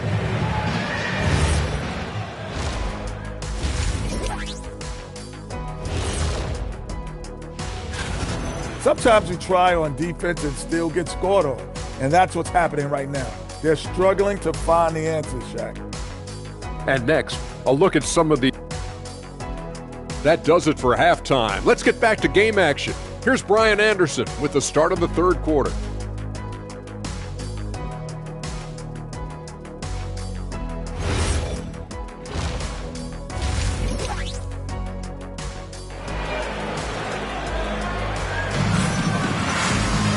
And we hope you've enjoyed the broadcast thus far. We're halfway through the game. Without question, Zachary Risache displaying all his skills today. Well, if he's hit threes like he did in the first half, he's going to have a monster night. Yeah, you know what? The defense is going to adjust. They'll be ready for him now, so I'm sure they talked a lot about how to slow him down. We've got Devin Vassell, Jarris Walker out there with Edey, and it's Kolek in at the point guard position. That's the group starting the second half for Mike Brown. And here's Owens outside, and it's New York with a rebound. Edey's got his 4th rebound in this one. Outside Walker, lets it go from deep. And again, New York with the triple. An NBA player with a football body. Jarris Walker is so tough to guard. I mean, he's creating serious matchup problems here tonight. Here's Owens. Back to Carter. Parked it down low that time. Got hit with the 3-second call. And it's the 2K leaderboard. Team leaders in blocks last season. New York, number 1. They built a reputation around the league last season. Do not test them at the rim. Here's Kolek. He's got 6. Vassell outside. Pass to Edey. Here's Kolek. Walker for 3. Shot is off. He's 5 for 12. He is just so deadly from out there. You expect that to fall. Third quarter of basketball. We're about a minute and a half in. Walker against Carter. Pass to Owens. Fires for 3. And it's New York with a rebound. Here's Kolek. He's checked by Carter. Outside Walker. Into the third. 2 minutes in now. Vassell outside. Takes a 3. Walker with another miss. And he probably thought he was going to bury that one. Pass to Owens. Back to Carter. Fires from deep. Gets the 3 to fall. The value of good ball movement isn't lost on this squad. New York leading by 8. Just over 2.5 minutes gone by in the second half. Kolek's shot is off. Surprising to see that he had so much room from mid-range. I think he was surprised too. Carter, the pass to Owens. And again, Boston with the triples. Sometimes it's simple. Put the ball in the hands of your scorers and let them do what they do best. Here's Kolek. 6 points for him. And he drops in the layup off the glass. And the Knicks lead by 7. Took that orange right to the rack, and they just let him go by. Outside Carter. Pass to Sharp. Here's Owens. And here's Sharp. No made baskets yet.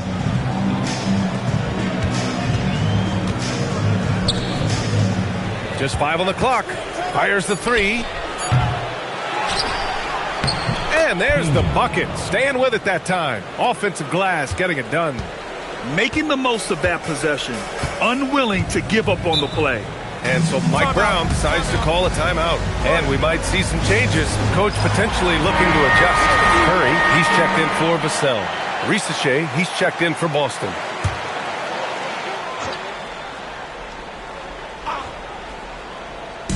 And New York has possession. It's a 5-point game. Pass to Kolek.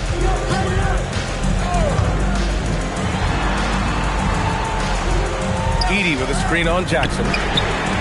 From beyond the arc and then some. He's got 7. He was licking his chops there. Got a good look. Now Carter. Outside Risache. For 3. Sinks it again. That's his 7th made field goal in 11 tries. As the deep shots continue to fall, you can sense the frustration growing among these defenders. Yeah, and they either have been unwilling or unable to take that shot away. Walker for 3. And again, New York with the triple. Putting on a shooting clinic from deep. He had that huge first half, and he's still rolling. Outside Risache. From behind the arc. And again, Boston with the triple.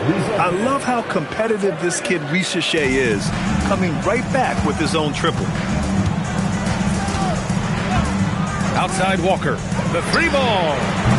No good. One reason this game is so tight is because both teams are hitting the boards with reckless abandon. The battle to a standstill on the boards has really been something to watch, and the game's not over yet. We'll see if one of these teams maintains more energy than the other going down the stretch.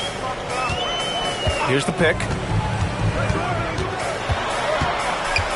Here's Kolek. He's got 6. Pass to Walker. The 3 is up. Sharp grabs the miss.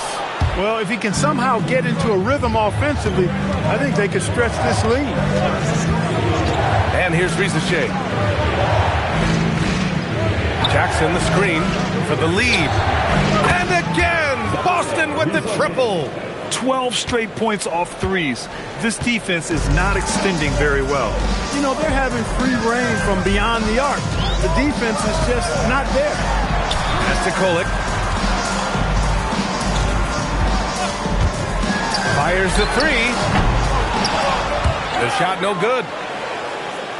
The Celtics have gone 7 of 10 here in the second half. Here's Curry. The kick out to Walker. Launches a 3. Pure from 3-point range. Walker's got 9 points now in the quarter. He's absolutely killing it from outside. Outside Risache.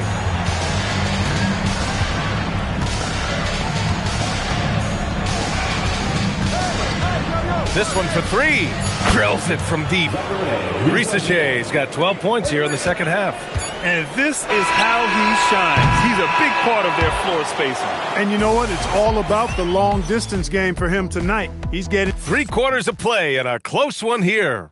Boston out in front, up 1. And we're coming right back after this break to get the fourth quarter started. All right, let's take a look at our assist of the game presented by State Farm. This is the definition of team chemistry. I love to see this kind of communication and connection between teammates leading to the perfect pass. For me, next to the big-time alley-oops and monster throwdowns, passes like that are probably the next best thing when it comes to sweet-looking NBA highlights. And with these teams locked in a very close contest, this fourth quarter promises to be a good one. So the Celtics 5 right now. Zachary Risache out there with Jaren Jackson. Then it's Owens, and it's Shireman in at the 1. And it's Zachary Risache with a foul. That's foul number 2 for him. The Celtics making a switch here. Wilson's checked in. Number 41, Jalen Wilson. Here's Maxey. Here's Beauchamp. Outside Walker. New York working the ball around now. 6 on the shot clock. Misses the 3. This has been a close game in a lot of ways, but they do have an edge on the boards. We've seen it time and time again in games. Effort and determination on the glass can make up for a lot of other weaknesses. Pass to Beauchamp. Outside Walker. From outside the arc. Boston pulls it in. Jackson's got 5 rebounds tonight. Celtics lead by 3. Here's Shireman. Jsk up top. Lets it fly. And the Celtics tack on 2 more. He's been terrific offensively. You can bet they'll feed him down the stretch. That's for sure. And it's Mike Brown calling timeout here. He wants their game plan to be crystal clear at this point.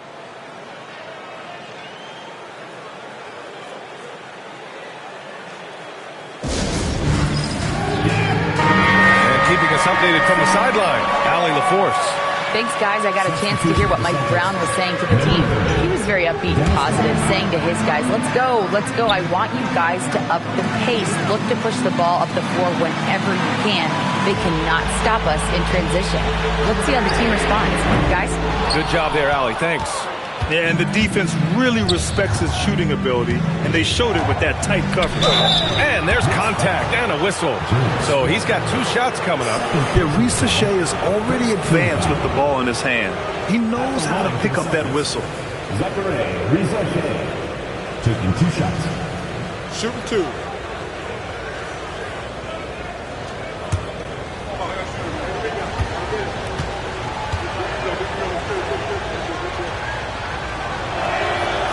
That one misses.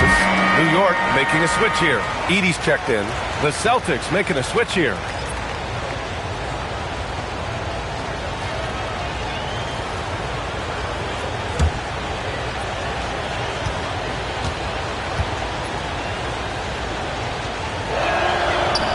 And the second free throw is good. Here's Beauchamp.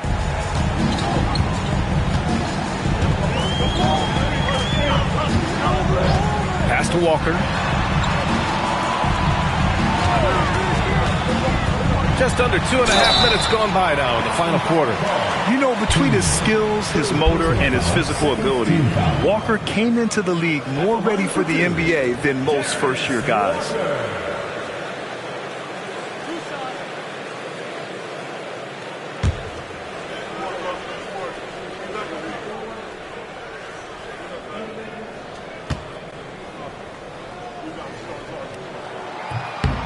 Free throw good. Walker.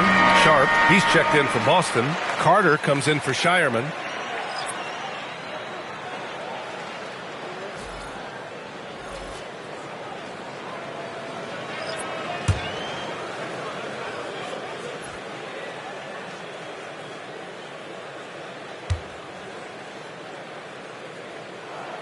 And both free throws good for Walker.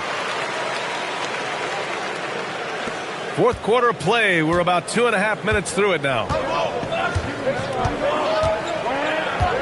Now here's Carter. Pass to Owens. The 3 from Jsk. Good! Another from 3. Buries his 10th triple of the game. Unbelievable, B.A. Unbelievable. Vassell outside. Here's Kolek. Around 3 minutes gone here in the fourth.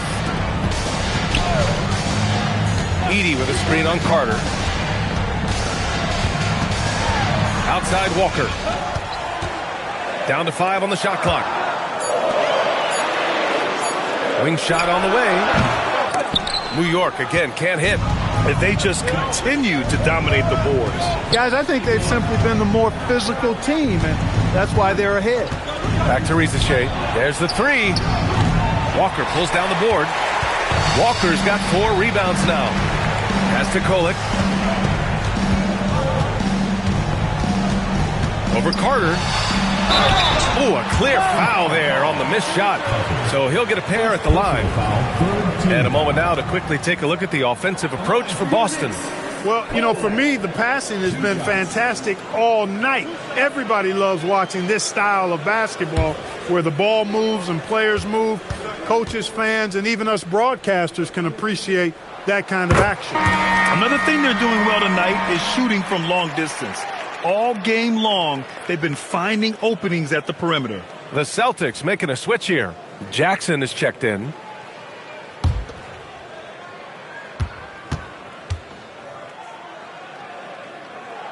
And that's good as he hits both shots. Making shots at the line. You need a good routine, and he certainly has one. And so it's Carter who brings up the ball for the Celtics. Here in the fourth, they've allowed just 4 points. Nice ball movement by Boston. First personal foul, second team foul.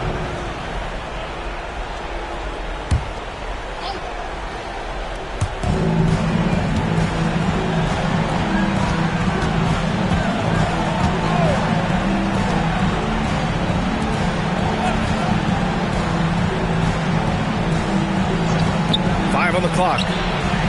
I've been in this position. Your team is up. You want to drive in the dagger. He may be a little overeager. There's one principal reason why they're sitting on this lead. Rebounding. Simply controlling the glass. I mean, plus 10 is the advantage in rebounds right now. Rebounded by Jackson. Celtics lead by 7.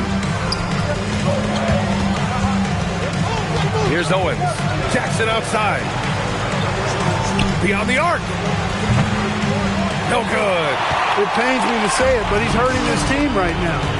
Apparently, he still has the green light because he's jacking it up. Takes a 3, and he nails it. And this is just typical of him. Always making an impact at crucial moments in the game. You know, they want the ball in his hands here because they trust him to hit all the big shots. For 3. Money from 3. And I think this hometown crowd is in shock as the visiting squad fires right back with a 3 of their own. Hey, guys, that shot changes the game. I mean, extending their lead and providing them a little more cushion, that's a double-edged sword there. Sharp there for the rebound. Yeah, and the defense has really got to tighten up on him. I mean, he's just too dangerous from the three-point line.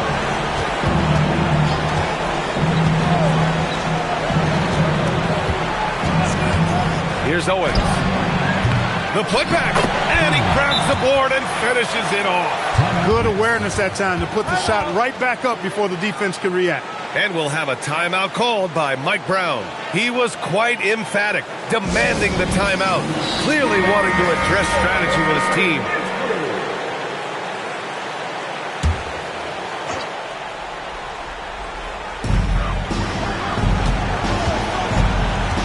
A minute 6 left to play in the fourth quarter. Defended by Jackson. Oh, touches it off the glass. Doing what he can to help shrink the deficit, but it has to be a team effort.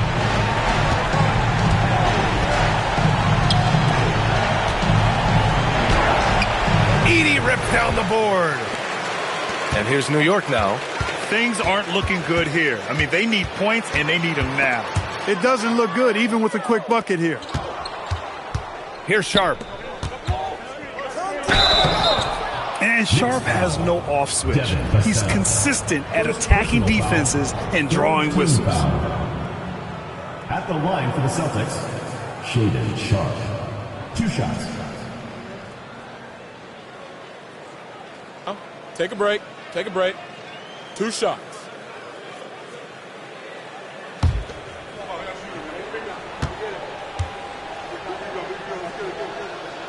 He drops the first one, and that stretches their lead to 8.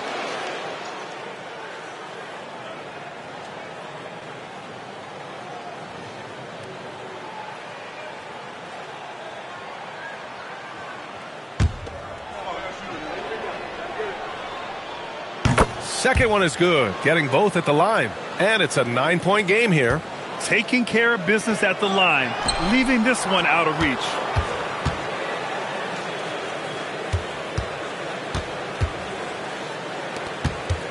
Outside Walker. He's off from 3. Carter with it.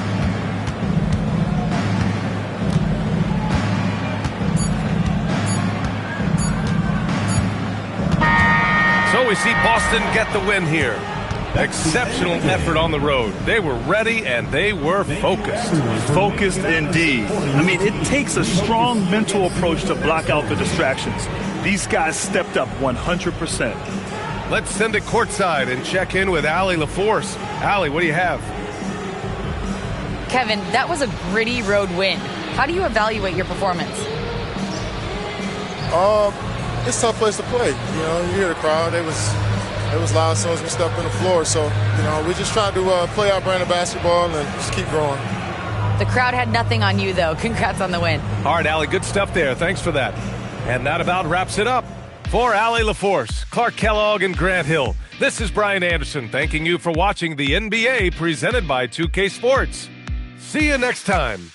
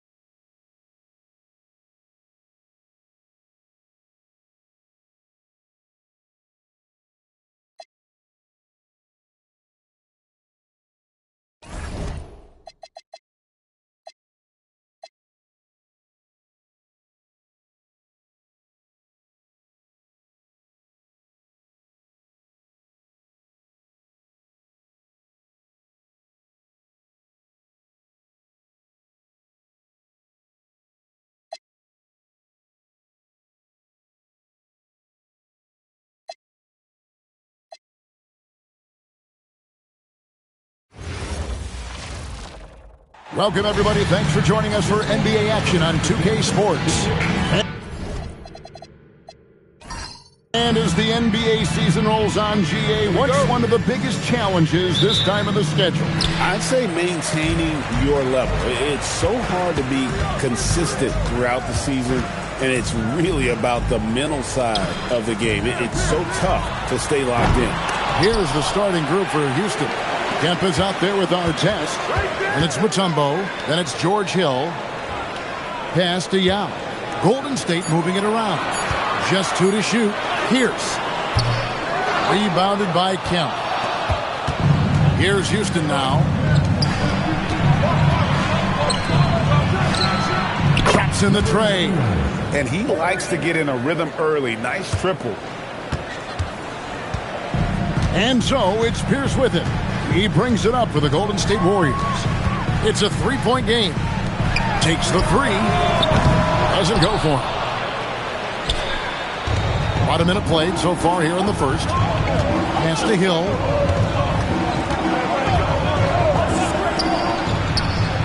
And another 3 for Houston. Boy, he is looking confident. Love how they're using him so far. And now they are just going to keep riding that momentum with the hot hand. Fires from deep. Knocks down the 3-ball. Well, not the start they were looking for, but they finally got their first field goal. Little over a minute 30 into this first quarter. There's the 3. Trains it from beyond the arc. He's got 9. That's a great way to start. 3 for 3. Warriors have gone just 1 of 4 to get this game started.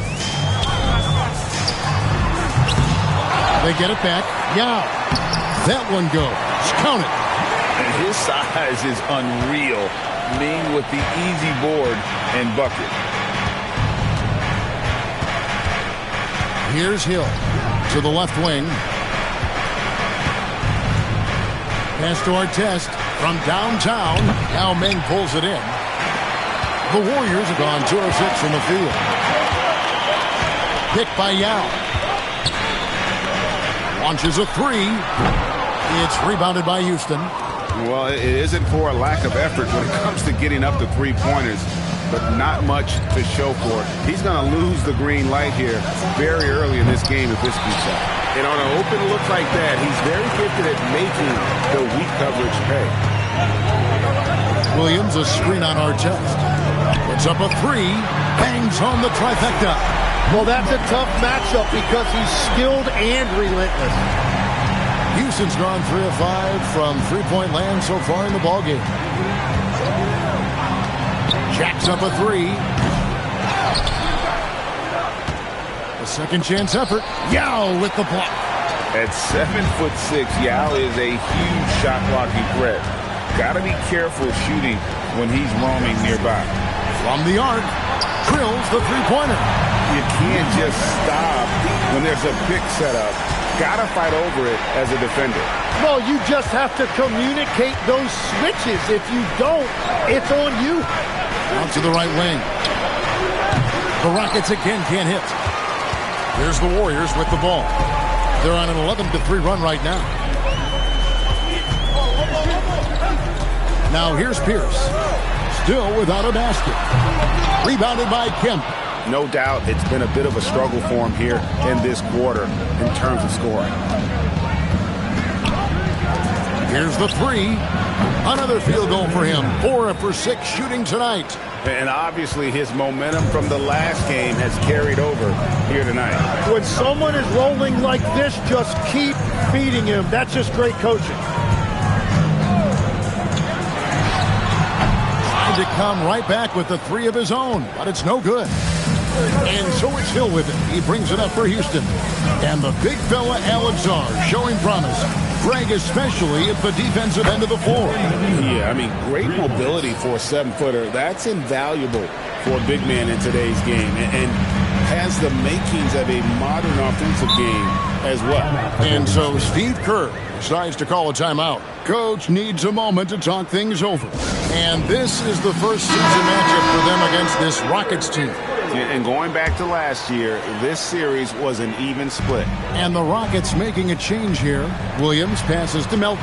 2 minutes remaining in the first. 2 minutes. Here's Pierce. Puts up a deep 3. The Rockets pull it in. Mutombo's got his 4th rebound in this one. And here is Hill. Still scoreless. Artest, good. And this is right around the time when one team might start to pull away. And one thing about this league we know, momentum can change in an instant. Inside, it's stolen by Mutombo. Here's Robinson. Whitehead with the rebound. Warriors trail by 7. Melton with the ball. It's picked up by Hill. And DeAndre Jordan throws it down. And that's a big reason why Jordan's field goal percentage is always so high, because most of his finishes come right at the rim. Outside Artest. No good on the triple. The Warriors shooting in this first quarter around 38%. They're looking a bit creaky out there. 43 seconds left in the first quarter. Right side Pierce. No one near him. It's rebounded by Houston. Mutombo's got rebound number 5 here tonight. Robinson dishes to Artest. Taken away by Williams. To the inside. Melton makes it off the glass. And despite the size disadvantage, attacking the heart of that defense. Well, he saw the opportunity and he went for it. I love his competitiveness. Artest with the ball. Mutombo sets a screen. Another miss by Houston. At the end of one, a closely contested game so far. Rockets lead by 3. And the second quarter about to get started. We'll be back in just a moment.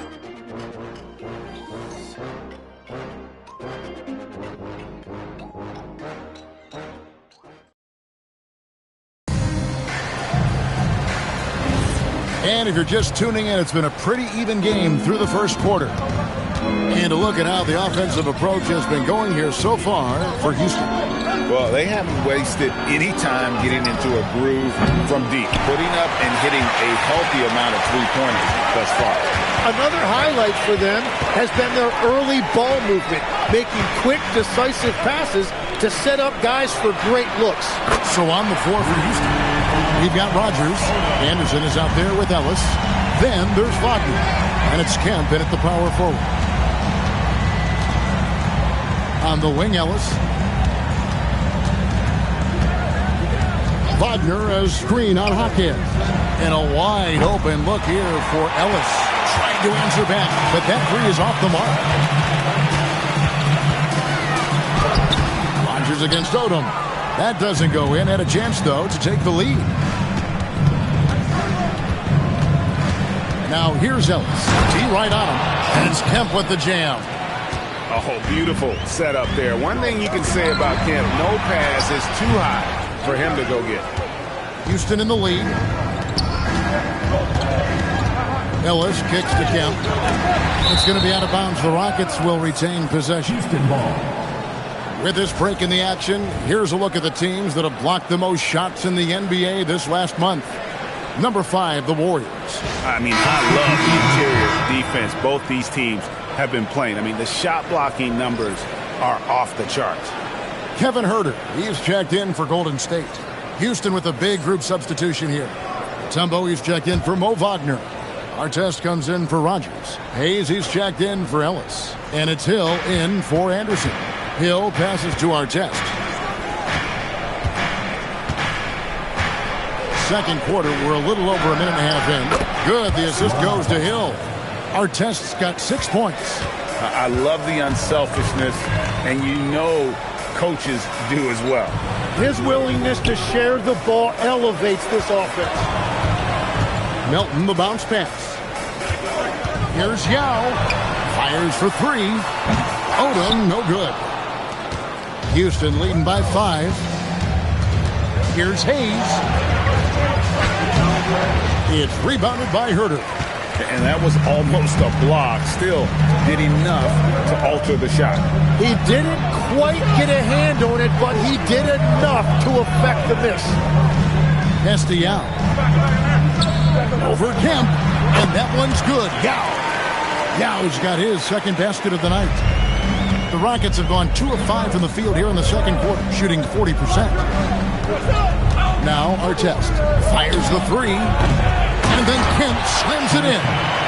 And Kemp seems to relish contact on the way up. He just embraces all types of challenges. Pass to Huerter. From outside, off the mark. And so he'll bring it up for the Rockets, leading by 5. Their last game, a win against the Lakers, looking to carry it into this one. Yeah, and in that one, they were aggressive, but also efficient. The exact balance you're looking to achieve. It really showed you how together they were as a team, playing for one another. Here's Odom. Matumbo with some nice D. Houston leading by 5. Now Hayes. Scoreless thus far. He was all alone on that one. Wow, what a pass there. He made that a very easy basket with that setup. And so Steve Kerr decides to call a timeout. This now will give him a chance to discuss some potential changes.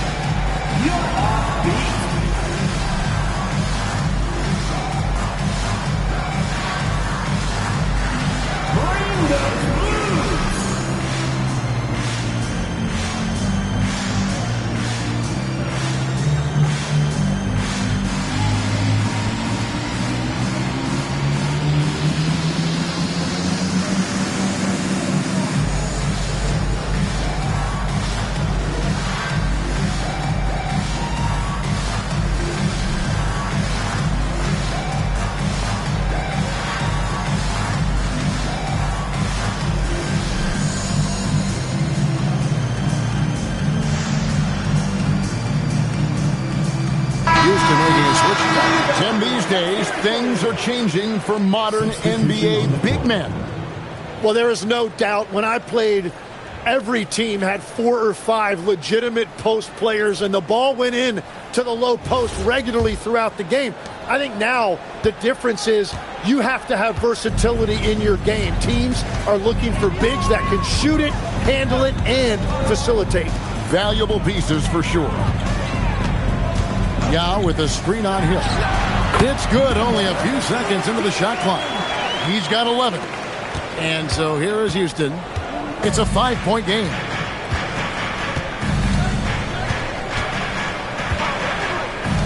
The three.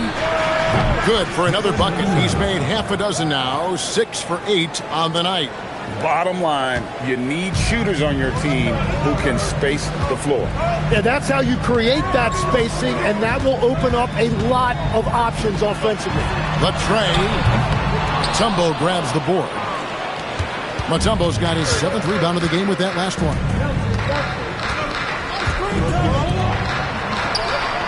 And again, it's the Rockets from deep. The ball movement on this run has been fantastic and is a big part of why they've been able to get these good looks. Right now, let's take a second to catch up with Allie LaForce on the sideline. Well, so what's the difference between the diehard fans and the casuals? Well, Kevin Durant said some fans get programmed to just think about free agency and drama, and they only care about the finals and players' legacies. But he's hoping the fans lock in on the game itself, not just the storylines. Back to you, Kevin. You know, that's a good point. All right, Allie, thanks a lot. And I like the back and forth here, showing confidence from Rain. Yeah, he was so ready to answer that. These teams are just battling. Tried to come right back with the 3 of his own, but it's no good. Artest the pass to Hill. Beyond the arc. And again, it's the Rockets from deep. Now that's a high percentage look when the D doesn't fight over the screen. Yeah, and that's the effectiveness of the two-man game right there. You know, when Williams gets positioned inside, he just looks to dominate physically, and then he shows you the skill set on top of it. And timeout called by Doc Rivers. He's going to take a few moments here to check in with his team and regroup.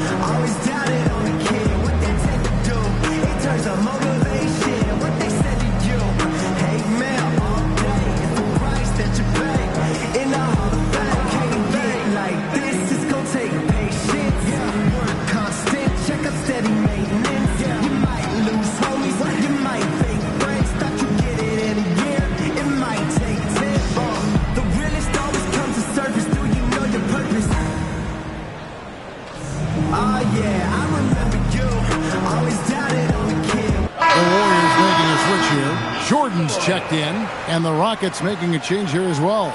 Charlie Villanueva's checked in for Kemp.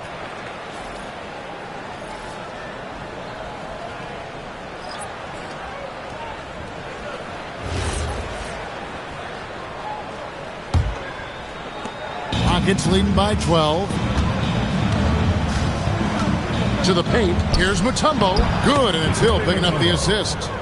Mutombo's got his first 2 points.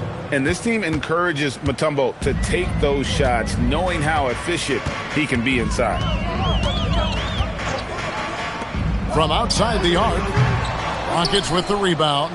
Mutombo's got his 8th rebound here tonight.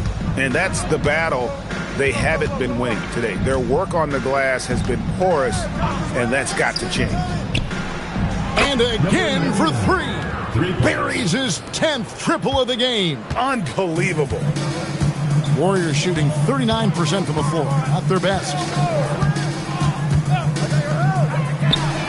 And they wasted no time getting those 3 points back. He's got 17. And what a huge performance for him. I mean, he drained 3 3-pointers in that first quarter, and he's got 2 more here in the second.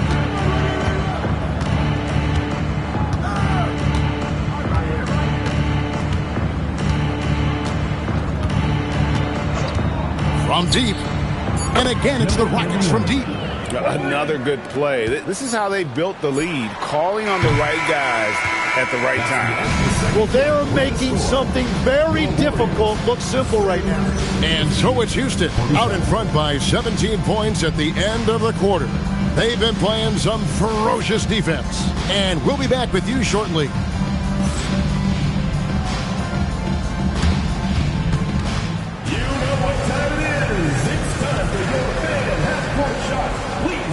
Attention to center court, drum roll. And that's getting up the shot. One more time, a round of applause.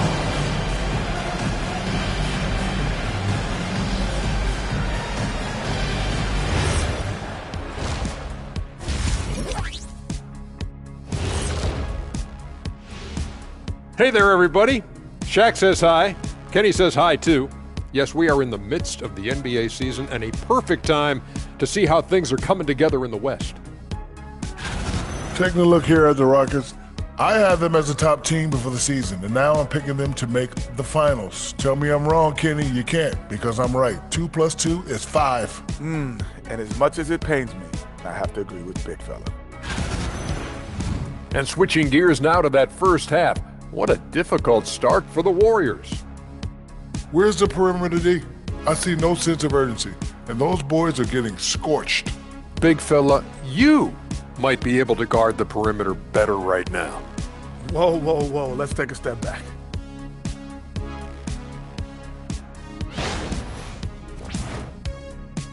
That'll do it for our show tonight. Thanks for joining us, and we'll send you back to Kevin Harlan for more Hoops action.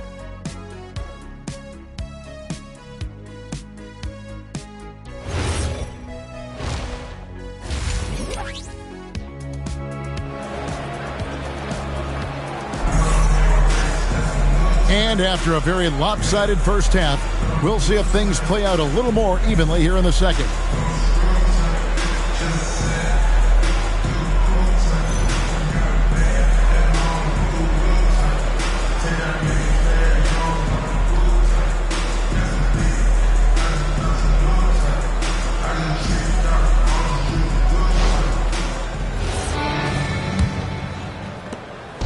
And here's Hill, who will bring it up for the Rockets. 17-point lead, their biggest. Dow is out there with Williams. Then it's Pierce, and it's Whitehead in at the 3 spot. So that's the group out there for Golden State. Yao with the block. And you have to appreciate the reach of Ming. Superb at putting himself in a good position there to block the shot. The assist totals, Kevin, just continue to grow. They're way ahead in that category. Ball movement has been flawless. From beyond the arc and then some. 20 points for him. Nice answer back there. Love to see the competitiveness. And when you give up a 3, there's always this instinct to try and get it back immediately. And again, it's the Rockets from deep. And how about the last 5 made shots have all been threes? The defense is just giving up a barrage.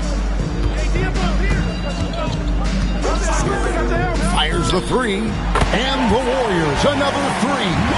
There is no doubt he's been the dealer for them on offense, but he is going to need some support from his teammates. Puts up a deep 3, and another assist. That makes 15 assists. He's been one step ahead of the defense all game long. Here's Pierce. Hasn't made one yet. Got that one up quick. That makes 3 in a row to start the second half. Houston leading by 17. And so now a timeout called by Doc Rivers. Coach is going to talk some things over with the team. Might be seeing something to adjust.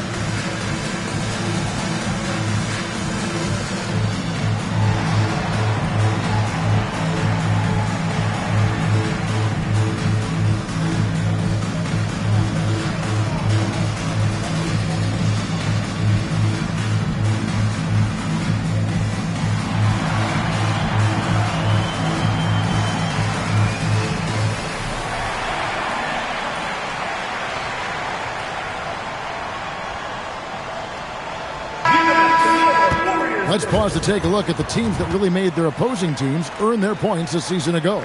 I mean, they held opponents to so few points that it allowed them to win games even when their offense wasn't clicking.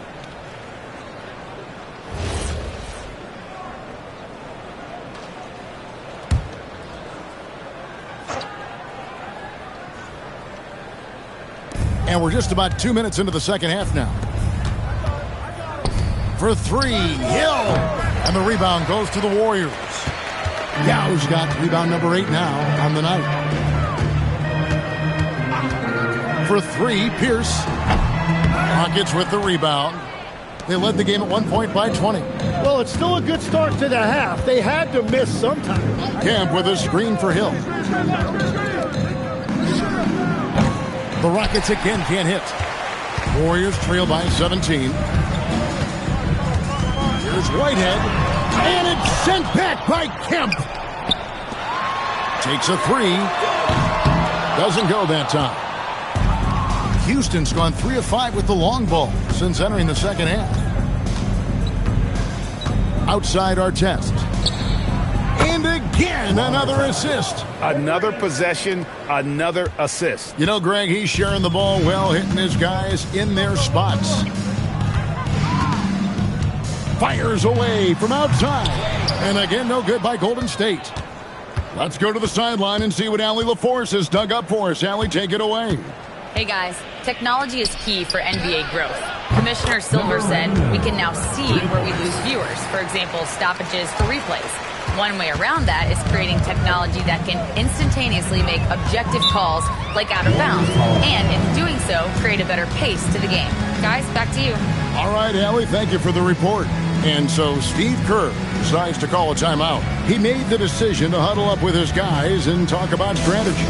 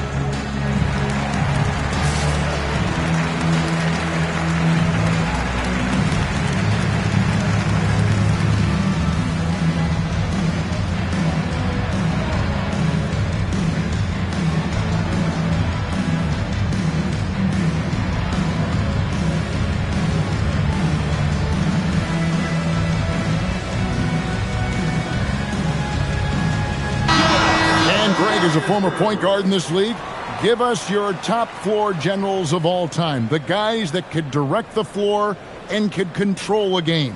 Wow. If we're talking traditional point guards, I mean, I got to go Magic, Isaiah, CP3's in that conversation, Jason Kidd. But I've got a separate list for that hybrid point guard, right? Which that includes guys like Steph and Iverson, West, and the great Oscar Robertson. Count that one. And he has 28 points for the game.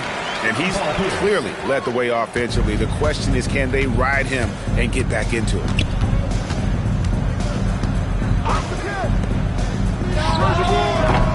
Three-pointers off the mark. Warriors trail by 21. Shoots the three. A three-pointer is right on target. Just give him the ball. This guy is shooting them lights out from deep. Now here is Hill. Still yet to score. Connects again from distance. He's scorching hot. Another three. And he's approaching the franchise record for threes in a game.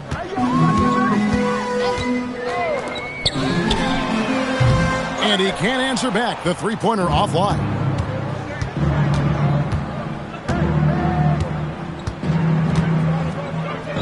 For the three. Good. That's another bucket. That gives him 51. Making it look easy. He's been carrying the load on offense in this one, and he might as well keep looking for his shot the way he's been going. Hits it from three-point range. And he is doing everything he can to keep his team in it, trying to lift his teammates up. There's a minute 47 left in the third quarter. Good! Another from three. He's got this defense scrambling, and even when they've got two guys on him, he just finds a way to create space.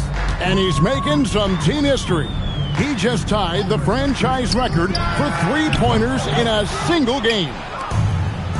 Rockets have gone 8 of 12 from the field since the beginning of the third. 1:16 left to play in the and again for three. He's now set the team record for most threes in a game. Unreal. And a lot of it stems from his confidence. Even when he misses, he's sure, he's positive the next one's going to go in. Timeout called the Warriors.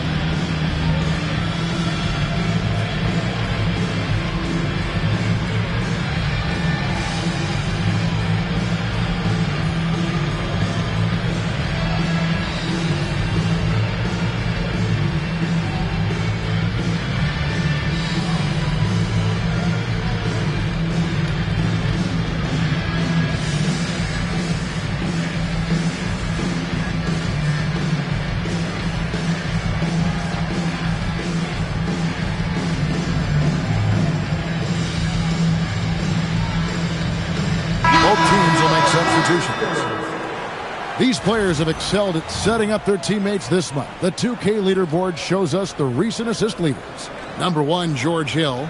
Really been in sync with his teammates over that period. I mean, his passing has been phenomenal. And here's Melton. He'll bring it up for Golden State. Golden State moving the ball around. Odom kicks to Toppin. And it's Ron Artest with the foul. That is his first foul of the game. Jaime Jaquez, he's checked in for Golden State. Substitution for your Warriors. Number 8, Jaime Jaquez.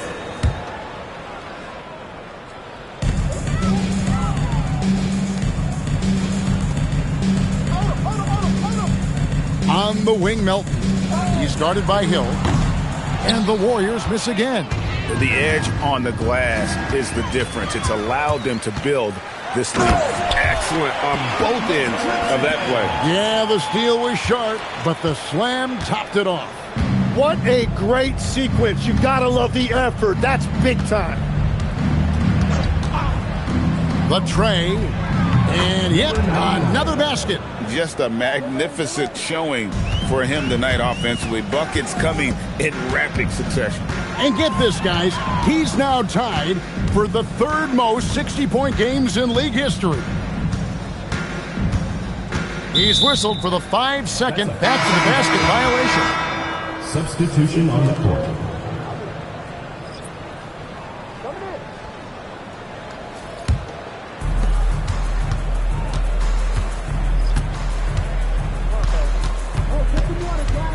Outside Hill.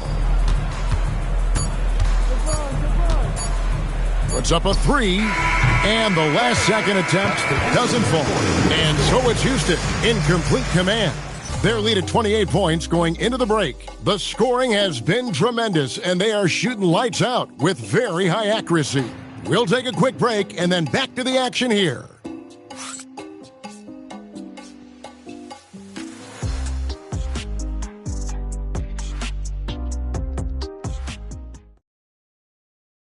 And a chance right now to show you our State Farm assist of the game. Yeah, an easy choice tonight. Look at the precision on this pass. Put it on a platter for him. Yeah, playing for one another. That's the definition of teamwork. And as we head into the fourth, we'll see if there's a comeback in the works or if it's more of the same from the first three quarters. So on the floor for Houston, they've got Robinson. Charlie Villanueva out there with Mo Wagner. Then there's Rogers, and it's Anderson in at the 1 spot. A three-pointer, no good. And I thought that was going to drop. It looked good from here. Melton finds Toppin. Jaquez sets a screen for Toppin. Offline with his 3. And with the success they've had rebounding the basketball, they're right where you'd expect them to be, firmly in the driver's seat. And finished off by Wagner. What a great pass. It was on time and on target. Melton against Anderson. And here is Toppin. Just over a minute played here in the 4th. Toppin sets a screen for Odom. A three-pointer off the mark. And when you can't get anything to fall, it definitely gets in your head. If he can just make a couple of buckets, though, this can all be put in his rearview mirror. Jaquez against Robinson. Rebound by Yao. Yao's got rebound number 11 for him here tonight. This one for 3. And the rebound goes to Villanueva. Pass to Rogers. Villanueva against Odom. Villanueva passes to Anderson. Here's Rogers. No good with the triple. Warriors have gone 1 of 4 since the end of the 3rd quarter. And here is Villanueva. Now Anderson. Just a little under 2.5 minutes have passed now here in the 4th. And Villanueva kicks to Wagner. No good on the 3. Well, you can't make them all, but I doubt the defense wants to give him that kind of look again. Yao misses. And you see the bench react as that layup doesn't drop. That's not exactly what they were expecting. Here is Rogers. Pass to Anderson. Three-pointer. Toppin pulls it in. Well defended that time. He's a shooter that the D has to close down on quickly when he's ready to pull the trigger. Here's Melton, and the Warriors can't hang on to the ball. Rockets ball. Both teams deciding to change it up.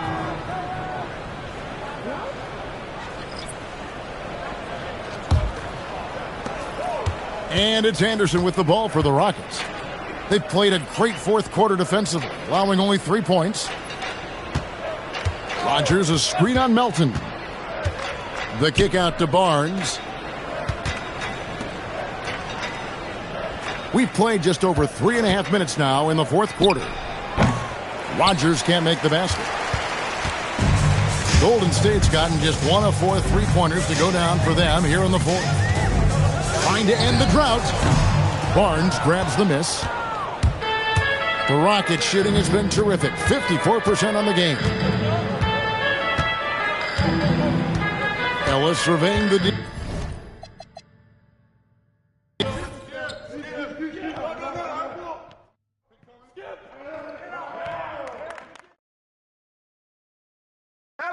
Ellis. Hey, that's your shot. Keep shooting.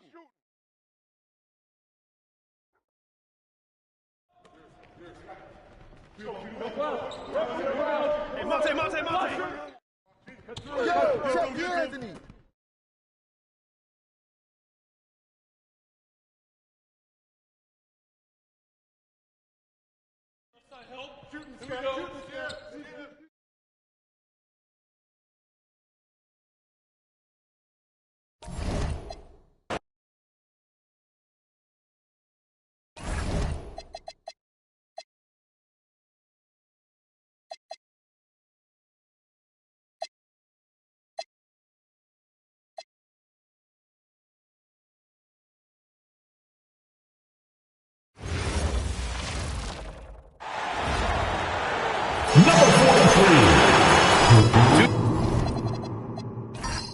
Teams tonight trying to elevate to mid-season form, Greg.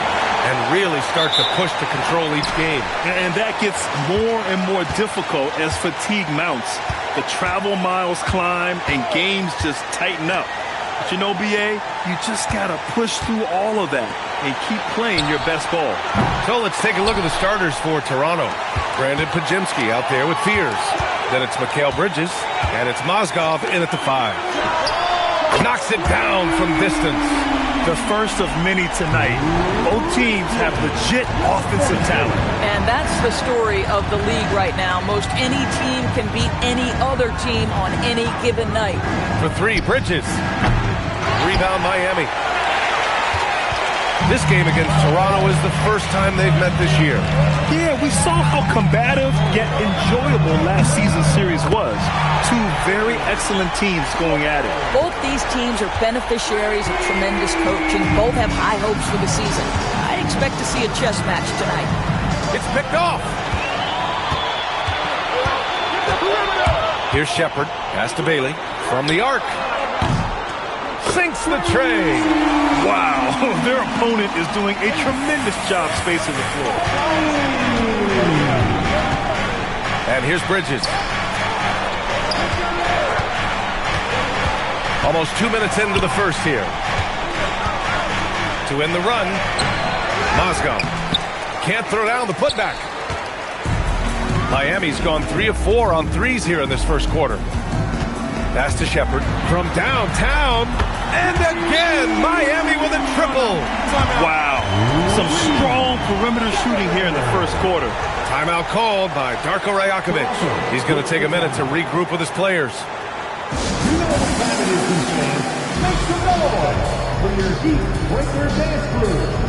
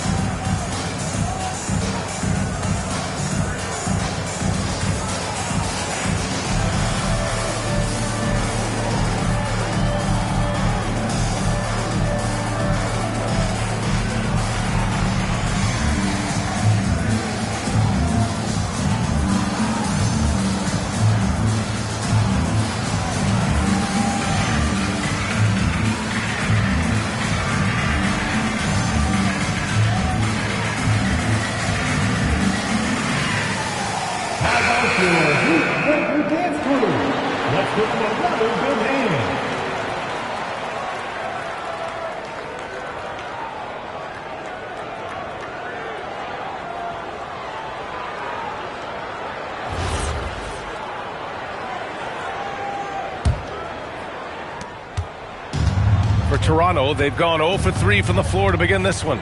It's Pajimski on the wing.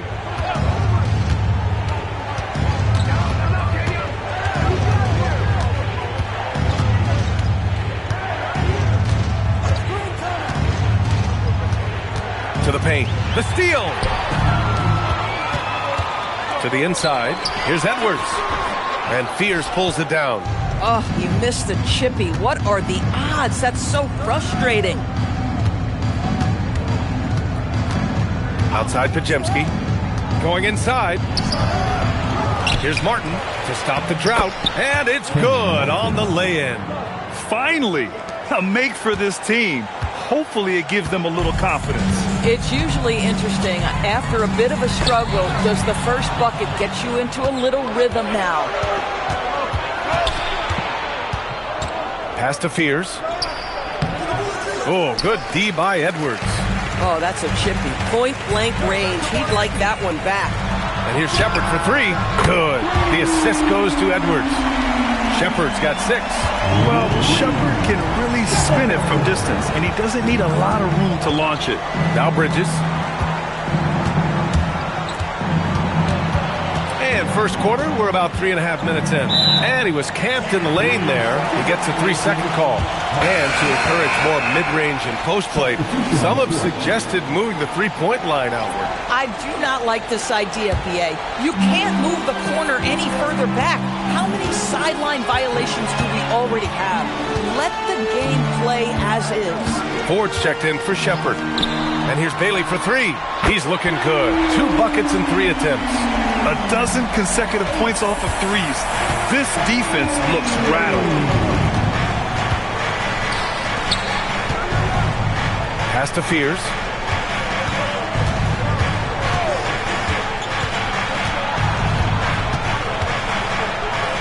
Bridges outside. Toronto passing it around. Shot clock at 6. The 3 is up. The rebound by Bamba. Bamba's got 4 rebounds now. Pass to Edwards. Here's Bailey. Launches it. And again, it's Miami from deep. Man, they're having a hard time defending the triple. That's 3 in a row. Raptors trail by 19. And so now a timeout called by Darko Rajakovic. Coach probably just checking to make sure everybody's on the same page here. Time to get on your feet and make some noise for your Miami Heat Panthers.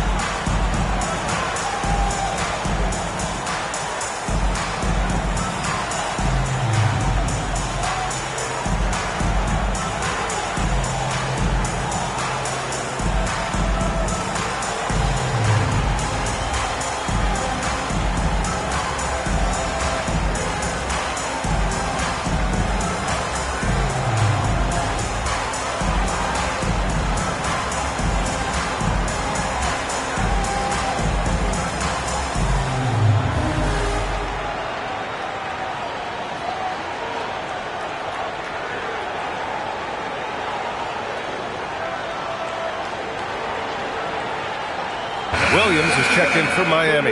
King, he's checked in for Toronto. All right, time now to bring you the teams leading the league in second chance points in the past month. The Raptors in second. Their physicality underneath has been generating a lot of second chance opportunities. We'll see if they can maintain that level of intensity.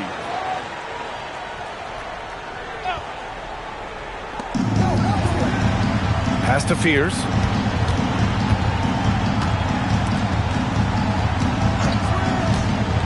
Shot to stop the run.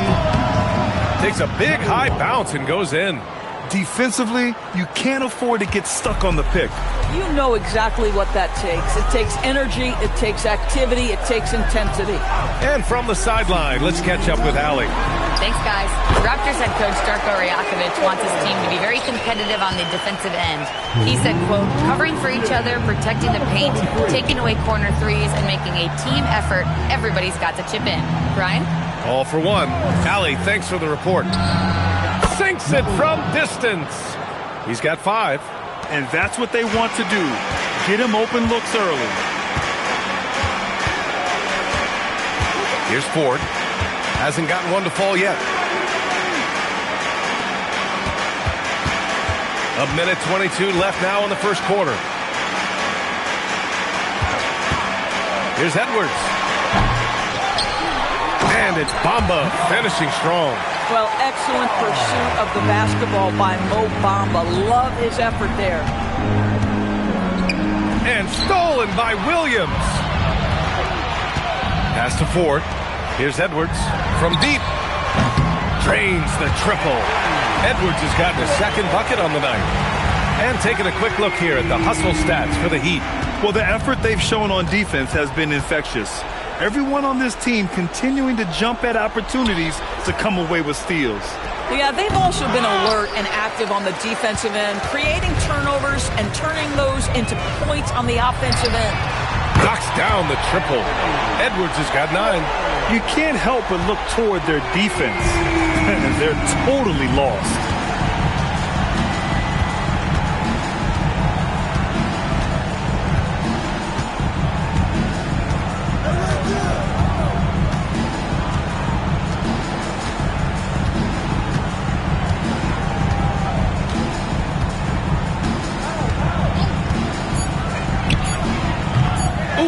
nothing falling for them right now. And so it's the Miami Heat, a huge 24-point lead for them. Their defensive efforts have paid off, effectively shutting down the opposing offense. And don't go far. We'll be right back.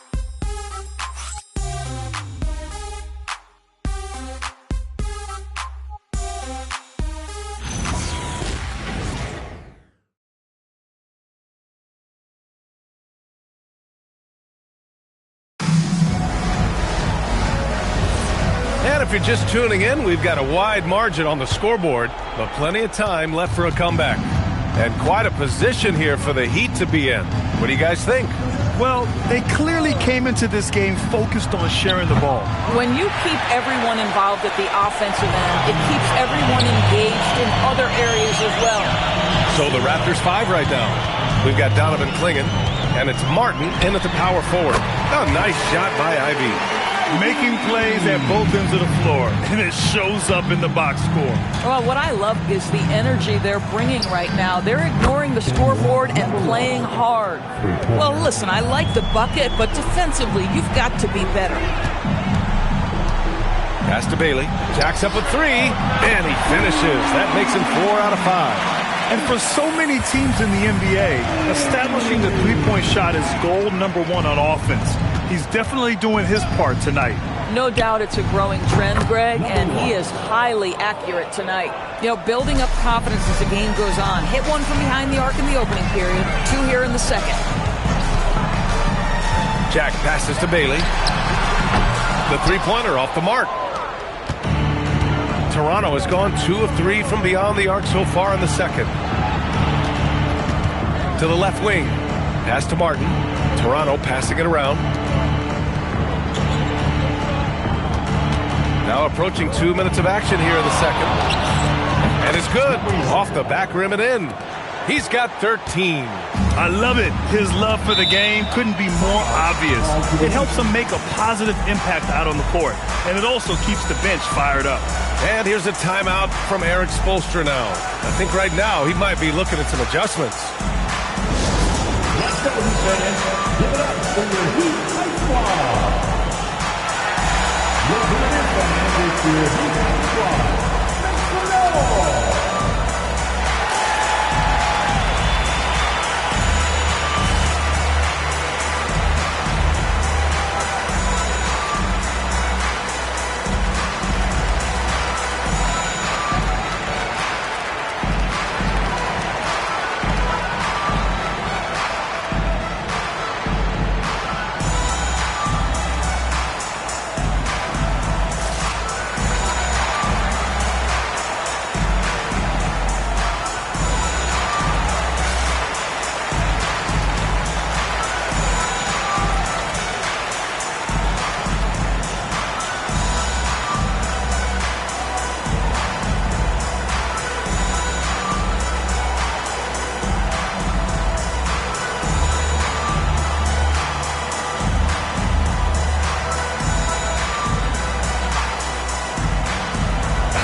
Both teams making some changes here.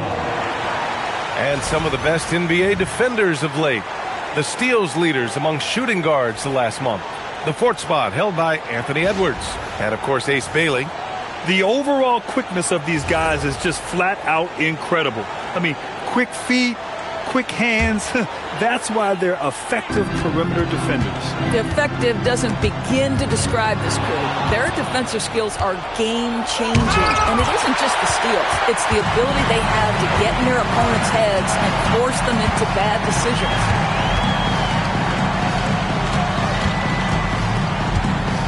Pass to Jokic. Here's Bailey. Right side, Walker. Three-pointer. Gets a hand on it. Great positioning on the putback. They really have a commanding lead, not just in points, but in rebounds as well. And a little under 2.5 minutes gone by here in the second quarter. He buries it from 3. He's trying to will this team back into it, doing all he can offensively. Pass to Bailey. Beyond the arc. Hits a three-pointer. Bailey's got 15. He's been dropping them in from downtown since the tip. 3 triples in the first quarter, 2 more since. And what really stands out about Cody Martin, he is relentless out there, Doris. There is something about those tough, gritty, highly competitive guys that are willing to compete on every possession, to do things defensively that others aren't willing to do. There's always a place in a rotation for guys like that. Here's Shepard. He has 6. Goes up on the wing, and it's Miami with another. He's getting it done offensively, making winning plays at every turn. And it's hammered home by Green. Boy, how about that pass? He put it right where it needed to be. Outside Walker. And here's Bailey for 3. Yes! Great play by Walker to set it up. Bailey's got 11 here in the quarter alone. He's had a one-track mind this quarter, and that is score the basketball. Martin outside. Outside, Green. The 3. Rebound Miami. Their last game, a win against the Suns. Looking to